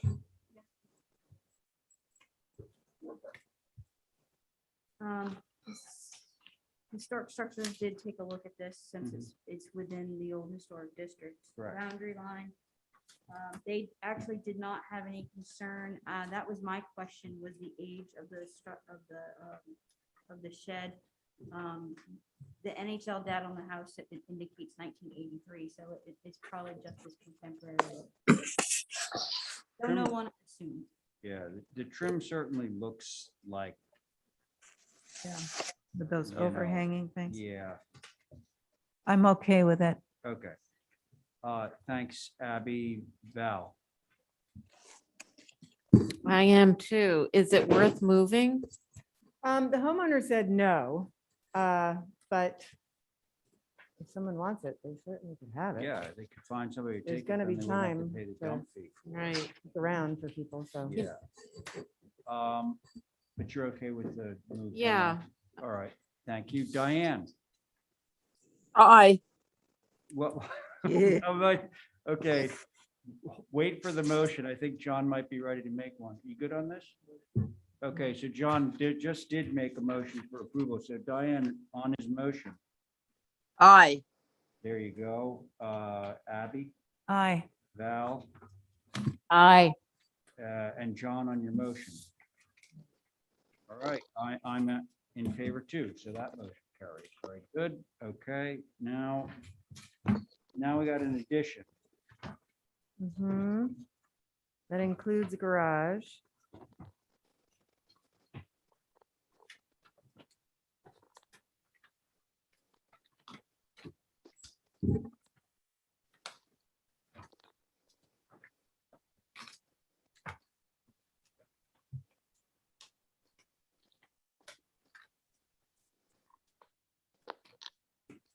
Should I start? Yeah, go ahead. Okay, so the house is set back on a hill. The hill is about 4 feet tall. And the addition, the idea of the addition is to have a connector from the existing house to the garage, which is at the floor level of the garage is at the street level. Yeah. So we're cutting in a little bit rather than going up the hill, but we're cutting in for the garage level. And then this living space above the garage is it's a split level. So from the connector, you go up to the second floor. So it's like a half story compared to the main house. So we're working with the grade and stepping down. There are 2 garage doors. There are 3 other garages just on this little lane itself. I've provided photos of one that is a large garage, similar to this, but much taller and has the similar 2 big garage doors facing the street with a Can I brick ask you a driveway. question, Carrie, Mhm. I'm sorry to interrupt. but, No. The garage is already there. This garage? Yeah. No, there's one right down the street that is there. There are I'm photos. sorry. So the photo that I'm looking at is actually precedent, not the actual. Yes, it's precedent. But I thought that you said that you were connecting to a garage, like. Yes, the whole thing is the addition, the connector and the garage. Oh, okay, got it. Yeah, but I just, I gave 3 photos I thought you of were garages on that connecting little the street. house and the It's a short little dead end street. Yep. And I think, yeah. Okay. So I do believe that I've got white on the garage doors, but I think they probably should be natural to weather to be more subtle, of course. But that's all I pretty much have to say. Okay, thank you. Holly? Yes, Mr. Chair, thank you. HTAB took a look at this on August 9th. They said that the connector roof is a little awkward. The forward-facing gable and large wall area combined to make this addition compete with the main mass. Rotating the ridge 90 degrees would soften the appearance a bit, and perhaps simpler natural to weather batten doors would call less attention. And I just wanted to ask which one would be the main entrance, because this new door seems to be now competing with the main front door. So those are the The comments. 9 Mr. light Chair. door in the connector, right? Yes, sir. Yeah. Thank you. Thank you, Holly. Okay, board members. I can go. What? I can go. Oh, great, go. I think it's a nice design. I think that the addition is farther back from the main mass, so the door will show up as a secondary door. But if they wanted, of course, they could pump up that front door, some, trim around it and say, I'm the front door. But I think the only thing that bothers me is that secondary door is so close to the corner. I wish it were off the corner a little bit. Just looks a little tiny bit awkward there. Otherwise, I think it's a nicely balanced design. Thanks, Abby. Diane, are you ready? Yep. I was wondering how tall the garage was. It's 20 feet, 2 inches to 23 feet. Right. 23 feet. Okay, that's fine. Yeah. I don't know what they were talking about that they found awkward on the the little breezeway thing. It looks straight on and to me, but it's been a long day. So I think that it's good, and I'm with Abby with the door coming away from the corner quite so much. If they could just go in, perhaps it wouldn't matter so much. It would look better than looks like it was a second thought. That's all. Well, Thank you. Actually pretty, if you look at the plan, it's actually pretty easy to scoot the door over a little bit. Yeah, that would be good. Thank you. Okay, thanks, Diane. Val? I think it looks so nice that they're gonna have to add to the house or redo the house now. Well, Abby's comment about the door, it is pumped up. It's just not drawn, but I'll show you the photo. Oh, you mean the okay. actual The door? actual So front you door. have of the trim around house. it. Oh, so forth. yeah. It see? does have some better Uh-huh. detailing. Okay, Okay, good to know. Sounds like you're okay. with it. yeah. All right, thank you. John? Proposed self-explanatory of what is there and what can be there. And I find everything's there. Could you give me a motion that would include moving this door over just maybe, Smidge. just maybe a foot? Just moving that door over a little so it's a little more centered in there? Location, I don't think it's visible. Only travel out of that road at the end, that's where the lot. So you want to approve it as submitted? You want, but your motion be to approve as submitted? I like the door a little centered. What's that? I agree with the board. I think the door would be better So, over a bit. Hey, and John, she actually just wants to create move a the door over a little bit. simpler. She just wants to move that door over a little bit like this. Just take it off the corner board. Yeah, so could you just make a motion to approve with the door moved over a little bit to, let's see, that would be the south. So moved. Okay, John has made a motion to approve this through staff with the mudroom door moved a foot further to the south. On that motion, Abby? Aye. Thank you, Val. Aye. Thank you, Diane. Aye. Great, John, on your motion. All right, and I'm in favor of that motion, carries. All right. We are Thank you. moving- Woo. The pen is starting to get warm. Okay, so we're at 2 Mulberry now. That could be, here you go. New garage cottage. Okay. My ears are telling me. How's it going? Because they're folded over. Oh, yeah.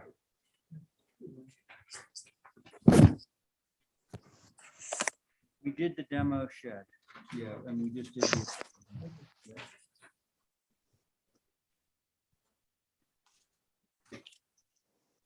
You, John? Okay. 2 Mulberry. Oh, yeah. Okay, so there are these letters from, are you guys here? You're here, okay. Hang on one sec. We're gonna hear from Luke first, and then then you can be heard. And just FYI, you want to come over to this side. We used to have a microphone on that side. We don't anymore. Okay, great. Thank you. Okay, Luke, hit it. Okay, well, the Gribbles asked me to try and approach this sensitively. It's a tricky site in that I wanted to bring it to a garage, a barn style garage that would seem to fit in with the historic character and its simplicity of form and shape. And their hope is to reduce the impact of the building by basically backing it into the hill, because there's a pretty significant hill that goes from Mulberry Street up to the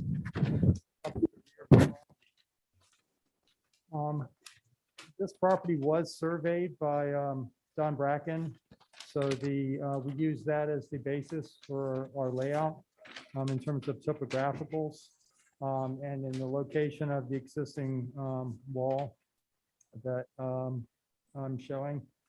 So you'll see on the site plan that there is an existing a pretty exacting duplicate of the surveyed plot plan, and then our proposed plot plan. And then prompted by some concerns that the abutters had, I actually also produced today some additional a color representation of where trees were on the property. You should have a color version there of I located the 4, it's on the screen now. The 4 screens on the right-hand side, the 4 trees on the right-hand side of the property, right just off of the property line and fence. And then the bigger tree that's sort of closer to the road. So that's and also showing more, this color drawing shows a little more thoroughly the context of the existing conditions and the lawn, the ivy, and the stone wall and the trees. So going back to the fundamental concept, it was to create a low impact building while accommodating cars and a dwelling above the car area. And because it was a raised, the grade was such, we thought it'd be, it would be a short, from the outside, it would be a short step up to that second level. So we were accomplishing a goal in arriving at the second floor level from a more, from that upper lawn area. So basically, it's just your simple box, barn shape with a shed dormer. The historical people said that they didn't like our deck that we put off on the east side as much. Something we arrived at as an idea for the little dwelling area above, because there is a nice vista to the east. But they suggested making that smaller, which we'd be willing to do. I'm here to hear some of your comments. I think the other concerns that we may not have exactly right yet, maybe the retaining walls that we're proposing in relation to the maybe a way to reduce those, which might be to lift the building up a little bit higher. But I'll leave those to your comments. Otherwise, the elevations were all self-explanatory, and then there's a number of context photographs of the whole property that you can peruse. I think there's about 6 to 8 of them. Mr. Chair, Thanks, Luke. Go ahead, Holly. so thank you. I just wanted to, for the record, read about Mulberry Lane. Clay Lancaster says that on the division line between fish lots from 1717 and the West Monomoy subdivisions in 1726, Mulberry Lane postdates the latter. Isaiah Coffin in 1799 described it as connecting Orange and Union Streets under Quantity Bank, and the last being the name of the cliff that was original east boundary of the fish lots. In spite of resemblance it may have to an old house, 2 Mulberry Lane is a 20th century Sears and Roebuck building, number 3, and a roof walk and lattice railing to its stoop.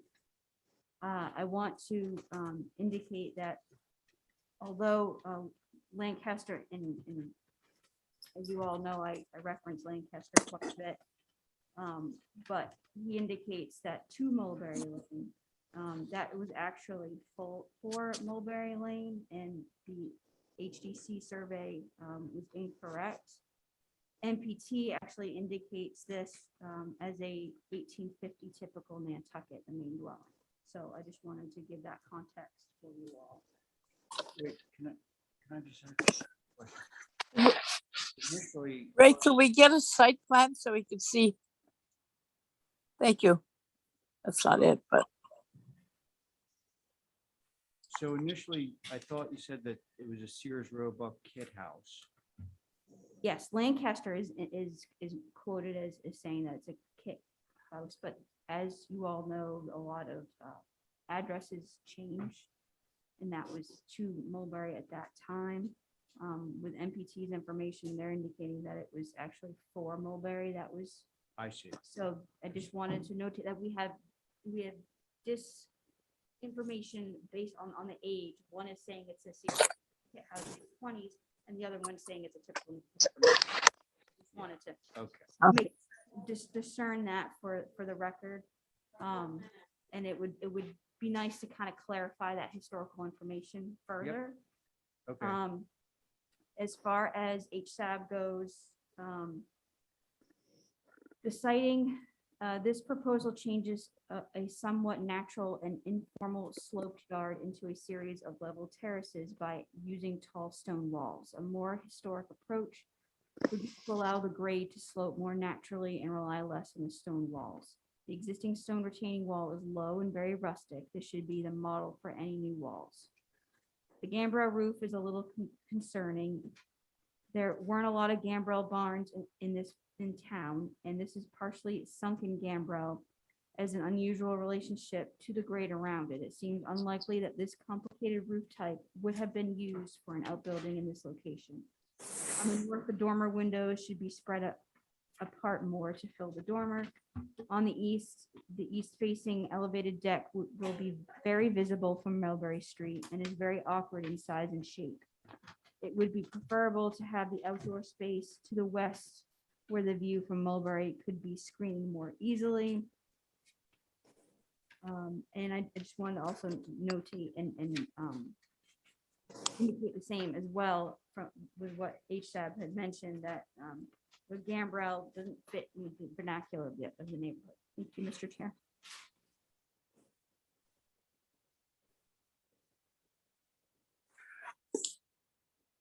All set? All right, thanks, Holly. Okay, your turn.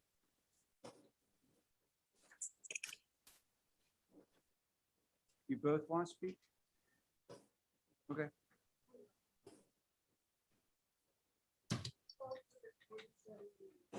Okay. Okay, and we share a boundary with the locals. And speaking of the past design work. I talked to Kitty Petrie, who is the former owner of this house in the 90s, because I had to redo the fence line. And the fence line on the extent map is been sort of used as a boundary indicator. But these things are going to be misleading. 2 Mulberry Street, the one that's the principal house on this site, is a colonial revival Sears Roebuck plan. And the reason I know it is that Kitty showed me the plans. So basically, I'm the only one, I'm your living memory for the street. So and you can also tell that it was a Sears Roebuck because it's a little too stark. It's a little too box-like. Anyhow, but the problem here is I live under the embankment and they're over the embankment. And there is not a clear boundary line between the two. Kitty and I put in a new, in the 1990s, put in a new fence. And that fence there is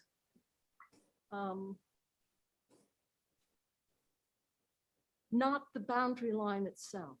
I have a survey from Dick Earl done in the, I don't know, 2003, 2005, because I create another boundary problem with the other abutter, Mr. Walker.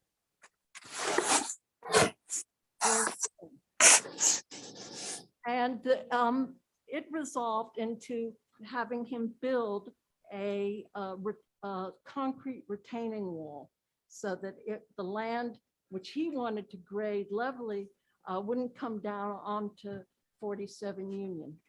We've got the same problem here with 2 Mulberry, because the proposed house as it sits is much too close to the embankment. And my driveway is right parallel with their driveway, except my driveway is 6 feet lower. Can I just ask you to elaborate on that? When you say that the house is much too close to the embankment, The proposed house. The proposed apartment garage. I understand that, but much too close in a zoning sense, in a topographical sense? Topographical. Because as soon as the only thing that's holding up the land there is the trees, which are, I call them living bulwarks. And the fence, and there's no extant wall as they've indicated. They're just cobblestones that have been placed. Land. Okay. So if you bring a bobcat in there and start digging a foundation, you're going to just blow the whole edge off into my yard. And my real concern is that there are at least 4 or 5 trees, and they're probably planted at the same around the 30s, at the same time that the colonial revival was put in, because I think that's from 1932. And these maples have a diameter of more than 50 inches. So these are large trees, and there are 2 that are twinned, and so they represent together. There's like 100 inches of tree holding up the embankment.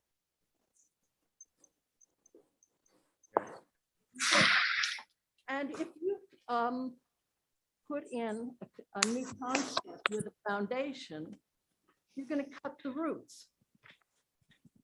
And that those trees, they may not fall over immediately, but they are going to come down and they'll be coming down on me. I believe that they haven't really thought through the nature of the topographical problems here. And I think that they just need to reconsider where they're going, because we have tremendous water problem on Union Street. Yeah. The water problem is mitigated by the presence of the trees. The trees are taking up the water as it's coming down the embankment.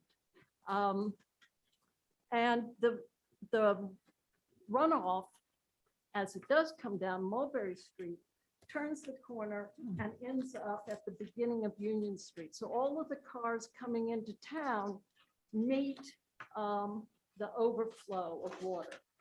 Now, if you put in a hard structure, you're going to be depriving the land of its, the trees and the roots, which are taking out the water. And you'll be adding another burden, downfall. I think it's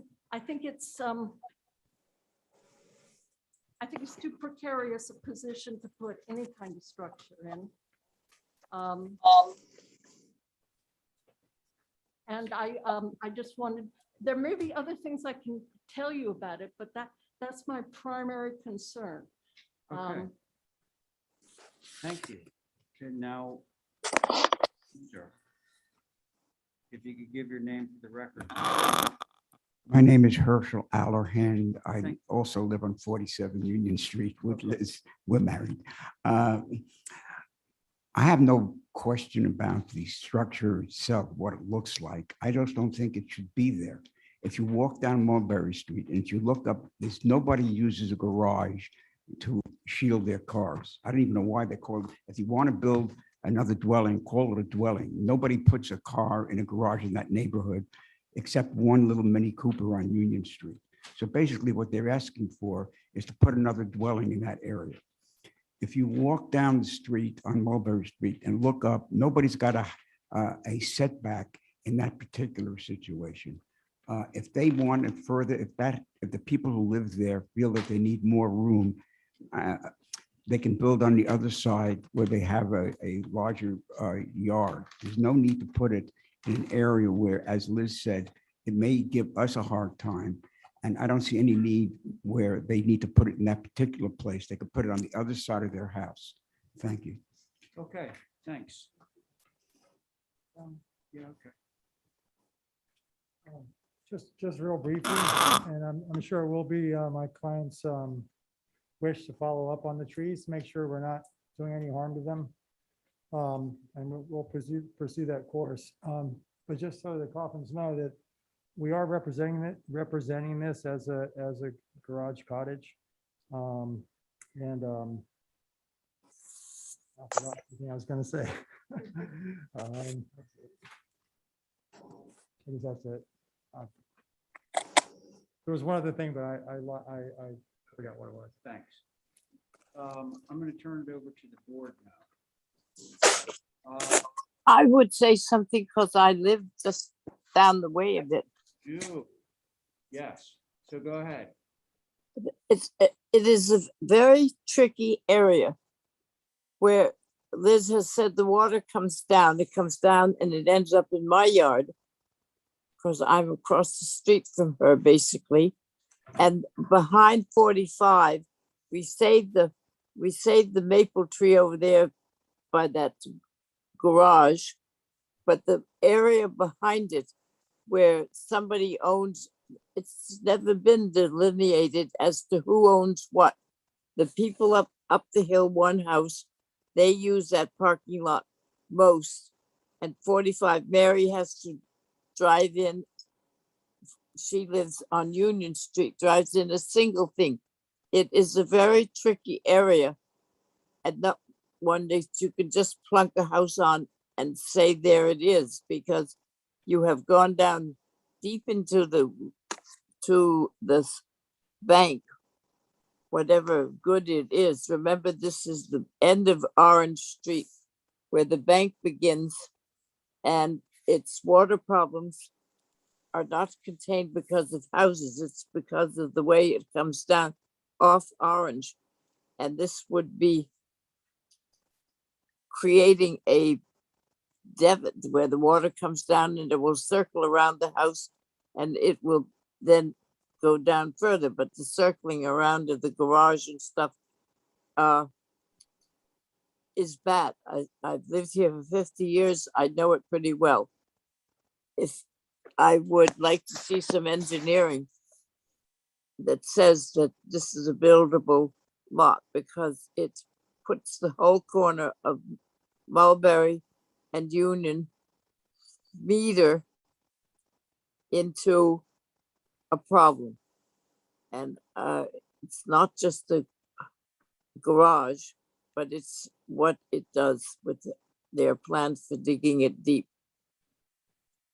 So that's all I have to say to begin with, but it's something that we should view the lot. Thank you, Diane. Val, you ready? Okay. You don't have to be. That's fine.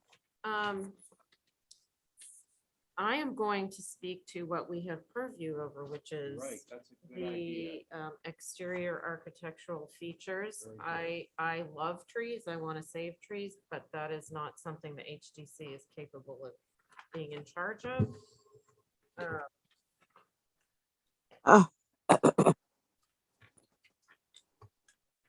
I think my theme for the night seems to keep coming back to just simple structures.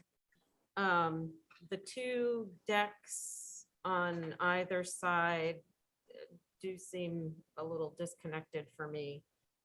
Definitely the one toward, what is it? Union? Union. Yeah. The bigger one. Yeah. Faces Union. And I'm wondering if there's another solution for that. I don't know what it is. I have to ponder it a little bit, but those seem the most incongruent to me. Maybe just a simple gable structure is in order to tie in with the house. And that is all I have for now. Okay, thank you. Abby, how about you? Yeah, I had similar thoughts about it being a simpler architecture. You're saying it's a Sears and Roebuck house, but boy, it sure has some leanings towards historic, and this garage, this building is proposed, is going to be right in front of it.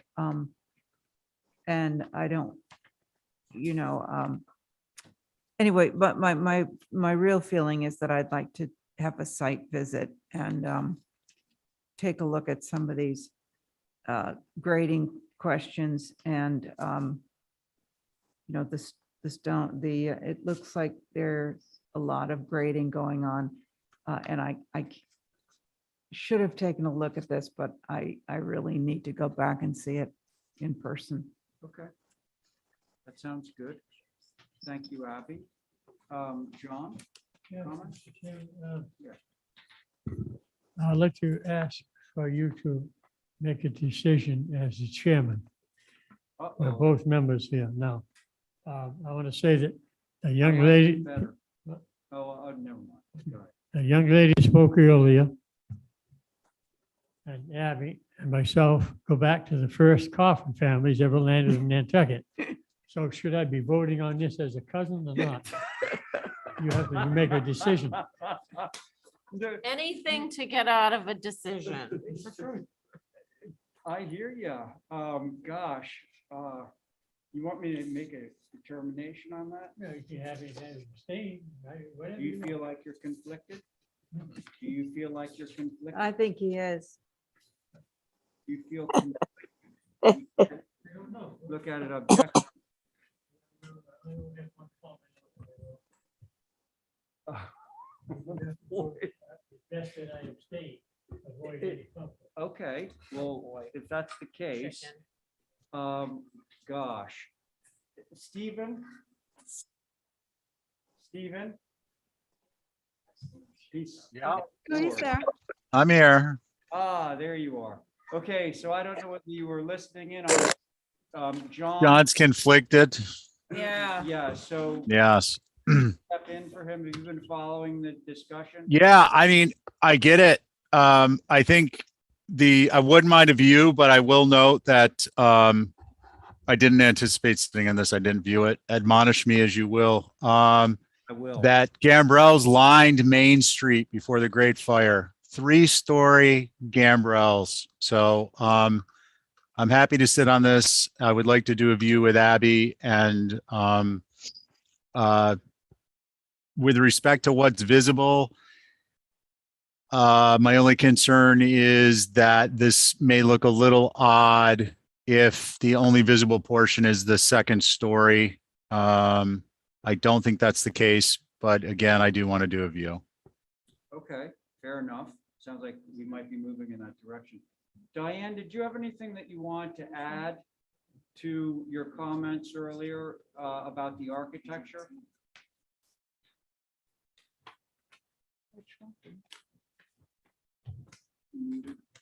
Oh, Diane, you're muted. Oh, I'm There- sorry. I don't think that this is appropriate in this area. I would like to see put in front of us a very simple garage that follows the house next door to it that it is attached to, and the other house down the street. I think it should fit in. This does not fit in, and it's a very short street, and does not have a lot of houses on it. So I would like to have the design of the garage changed. I would like to think about a view, and I would like to have some posts put in so we can see the height of it coming from the parking area. Good idea, Diane. Is that it? Yeah, for now, that's it. That's great. That's great. So I think the gambrel that you've designed is attractive. However, I do think that you could probably get a gable to do the same work for you in terms of your space on the second floor. And that would be more harmonious with the existing house. You mentioned the idea of raising the building up so that you didn't need as much retainage. That would be something that I personally would be interested in seeing, like a little less retainage. And I will also just speak just briefly about these trees, even though they are not our purview.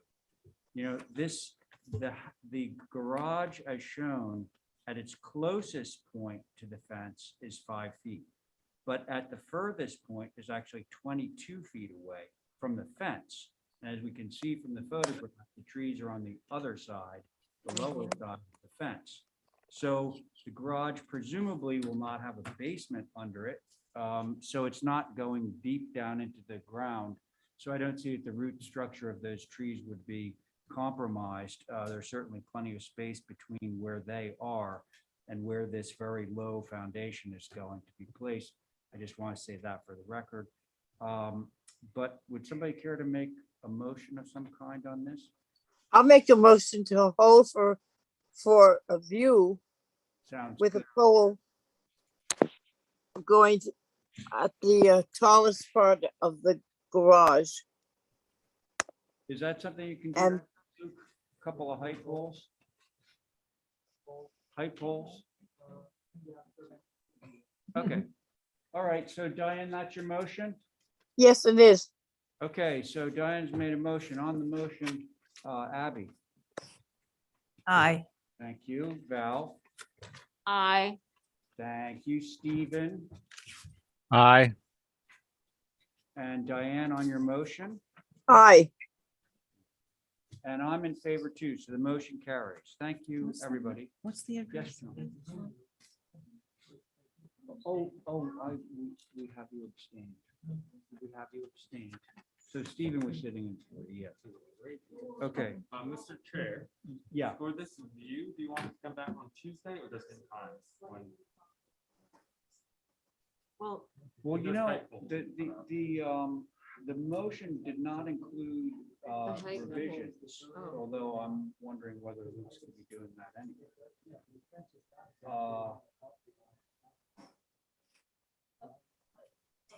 Outside. you guys, can you move into the hall, Yeah, please? yeah. If it's just a view, then we can. Can hear you it. move into the hall? Oh, sorry. and 50 Oh, days wait. after, it Has to be told for Thursday. Okay, we'll do Oh, so that. You're Yep. giving me my own plan. Okay. Okay.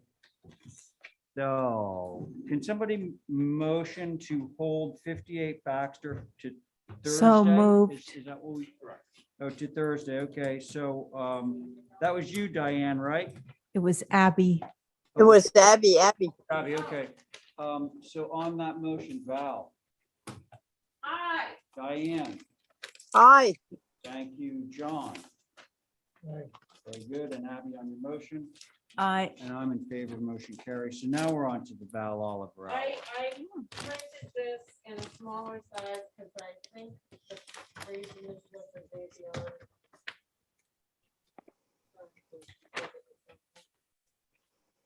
Because it was so light. sheet.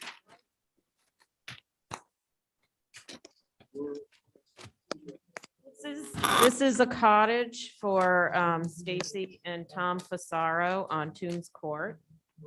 It's 23 foot 8 in height, a cape with a couple of dormers, natural to weather trim. Oh, no, I take that back. Gray trim, natural to weather, everything else, terratone sash and a dual gray roof to match the main house. See how it just printed so light Oh, and the windows look dark. So look at the smaller print. The basic cute little cape. And I do believe I did include a picture of the house that it's accompanying, which is a 2-story with a porch on front. Hey, Val. Yeah, let's. On the front elevation. Yeah. The west elevation, Yeah, the porch roof, is a little funky, I know. yeah, it has like incredibly steep side pieces.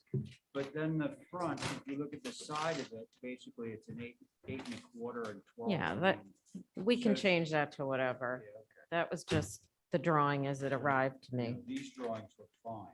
Yeah. These. Comments? From the board. Oh, I should, Carrie, can you sit on this? Stephen was on the last. Yep, I'm looking. I can go. Yes, please. That we're talking about that front porch and how strange it looks. Yeah. I was wondering if, on the main building, it covers the front mass. I wonder if it couldn't be just bigger and it might splay out those hips and sort of be more proportionally correct. Other than that, I'm fine with it. So you're suggesting making the porch much wider? Sort of, yeah, sort of mimicking the existing more of a main farmer's house. porch. Yeah, make it wider and then splay out the hips so they're not Yeah, so they could be a 4, severe. 5, and 12. Yep. So, but that's your only issue with this. Only issue. Okay, thank you. Diane? Yeah, I think that would be good. It would take it out. And if she had any trouble, she could drop those 2 windows upstairs down just a little bit. But I think that would be a good answer. And the rest of the building is fine. What? Fine. Oh, Fine. Thank you, Diane. John, comments? Yes, I think just to conform to the requirements for structures in that structure in that area. So I have no problem with it. I think I would agree. Now, let's see, Carrie. To use Val's term, I concur. Yeah. Okay, the only thing, I don't think we necessarily need to go with the full width farmer's porch to achieve the goal of making the porch look right. I think if we just drop the roof pitch down, honestly, Why you know, not just to square it something off? reasonable like a Or 4. square it off. I think either square it one. off because it's so Oh, shallow. oh, I see. Instead of a hip, do a. Just do a shed. Yeah, roof. there you That go. it doesn't mimic the main house. Not really. I don't think it needs to. The main house is a long porch on the, along the roof. I'm line. sure they're happy Yeah, to it's the do same whatever thing. on the We're porch. The just main gonna- we're house just is gonna do not a shed gable roof forward, rather than a right? hip. Yeah, it runs across the That was, all right. eave line. With the eave line. All right, I'm okay with the shed roof. Now, somebody want to make a motion on this? I, Can you approve, can you approve it with the shed roof though, instead of the hip roof? Just like this? Harmonious to the, well, the possible. So a shed, you approve through staff with a shed roof on the front rather than a hip roof.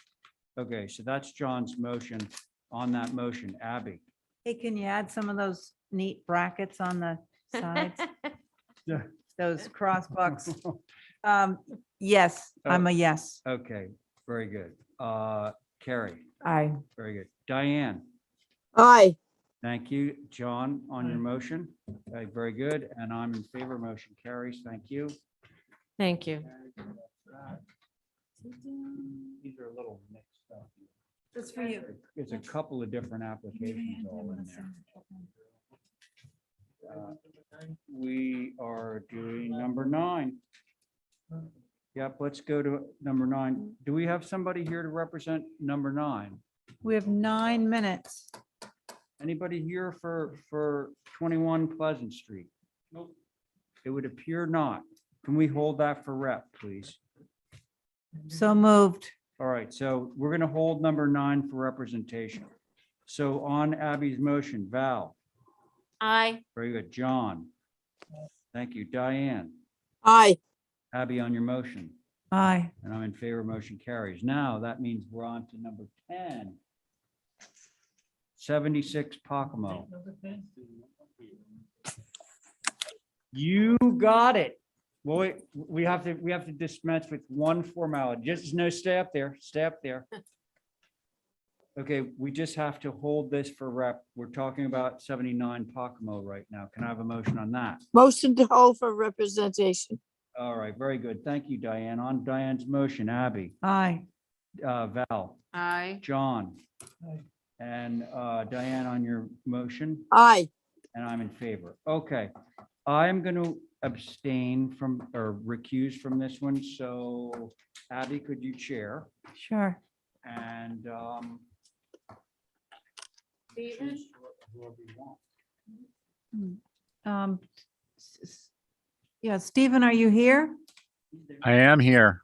Would you like to sit on this one? That'd be marvelous. Wonderful. Would you like to present? Hi, Sarah McLean, 6 Gull Island Lane. This is the garage studio that's adjacent to the house. The only thing that I'm asking to sort of revise, we're putting back the original garage doors. Oh, I should back up. Originally in 1926, this was a single-story garage. We have a picture of that. And then sometime shortly between 1926 and 1930, the second story was added. There is a full bathroom up there that's existing and it hasn't been touched since then. The stairs had rotted off. The doors had rotted away. They were replaced with the double plywood. I'm asking to put the stairs back as they were, and we have pictures that I have included. All of the original windows are existing in their locations. I'm not changing anything. The rafter tails are exposed and they're existing. The footprint stays exactly the same, the grade stays the same, the height is 18 feet 6 inches, nothing changes there. I am asking to change the sidewall from novelty siding, which was painted at one point, to shingle, just because it will be far easier to maintain. 2 of the sides sit on the property line with my neighbor, and it would be virtually impossible to maintain it if it needs to be painted. And then on the, let's see, west elevation there, existing, there is no window. There's a tiny little bathroom there, and there's one tiny little window on the rear of the property. I'm requesting to put in the 2 windows. And in order to do that, the roof line goes up 4 inches. And so and it comes from the ridge down. And so it still is the same pitch. It just doesn't have the break that you would see. And there is another picture that sort of shows that a little bit better from the side. From the front of Gull Island, you won't really see much of a change at all, as you can see there in terms of that roof line. And those are the only 2 changes to the existing structure. It still will be a garage. There's no, there's not a kitchen in it. It's a bedroom on the 2nd floor with a bathroom. That's it. Thank you, Sarah. Holly? Yes, Madam Chair. You all remember this property, this garage in 20 is part of the Hannah Garner property that's being worked on, brought back to its former glory. We're really appreciative of that. And as you may be aware, on your agenda this evening under consent, the historic determination was on for this garage as a contributing structure, which will exempt obviously it from certain building codes, which would be helpful. And the revised roofs are in keeping with the existing pitch. HSAB's comments on August 9th were as follows. It isn't necessary to rebuild the roof to comply with the building code, would prefer to keep the original roof line. And change in siding material is okay. So very simple comments, Madam Chair. Thank you. Thanks, Holly. Val, are you ready?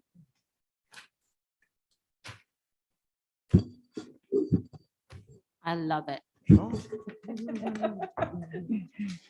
John? Thank you, Val.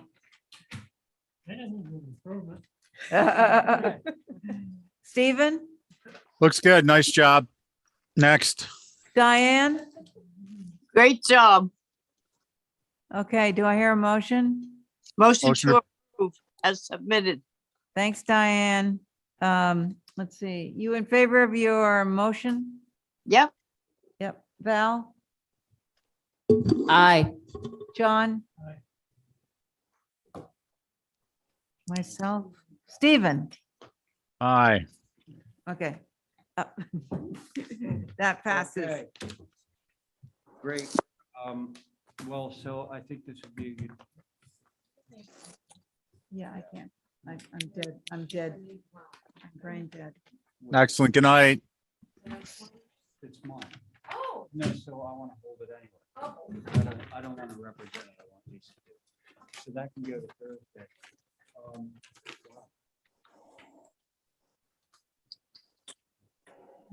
I don't think, I'm not here on Thursday. Okay, so we can break now. I'm sorry, ma'am, are you? Yeah, Oh. we should have done that earlier, guys. This is Esmeralda. She's gonna be helping Oh, out. oh, yeah, yeah. Just did. So, Okay, well. Mr. Chair, Yes, I'm not going to be here Thursday. okay. All right, well, we'll just have to see how it goes, see who can attend. I got can't- this sneaking feeling I got something going on at 1 o'clock on Thursday, but let's just touch base on that, okay? Yeah, Um, I'm sorry about But I that. might be late. Okay, so is there anything else under other business that we need to take care of at the moment? Minutes, please. I. Go ahead, what? Did you- Minutes. What were you saying about? I was simply going to just make a statement that I would like us to discuss as a board, trying to come up with a plan for houses that are moving and or demoing and allocating. I don't know, I know we can't, but maybe we can talk to people to have like a salvage yard. I mean, if houses are gonna get demoed, you could at least keep doors, windows that are any good, hinges, flooring. Staff, I thank you. Yes, thank you. That's what I want to discuss. Okay, we need to notice that. I So we know, can but- put it on as other business, but I have some interesting things on that. There's like actually a company from Maine that comes down and puts everything out. We have a place to volunteer to at least start it if you want out at 82 Hummock Pond Road. Hey, Diane, I'm Yep. not quite sure what you said, but we're not really gonna get into trouble. We're not supposed to be discussing stuff that's not publicly noticed. So what we're gonna do is we're gonna take Val's concept and put it down as an other business item so that it's on the agenda. And then that means that we can publicly, openly discuss things like that. Okay, But- thank you. Right. Happening? We're getting ready to adjourn. Yeah, is what I'm we're- out of here. we're doing. We could approve the minutes, that'd be great. Are you guys okay with approving the minutes of? Motion to August? approve the minutes. Apparently so. So Val has just made a motion to approve the minutes of August 3rd and 5th. On that motion, Abby, Aye. thank you. Diane, Aye. great. John. And Val on your motion, Aye. and I'm in favor. That motion carries. And now, for the moment we've all been waiting for. Yes. Ever since 5:05. John has just made a motion to adjourn. How about that? On that motion, Abby, Aye. Val, No. okay. Diane on the motion. Aye. Okay, and John on your motion?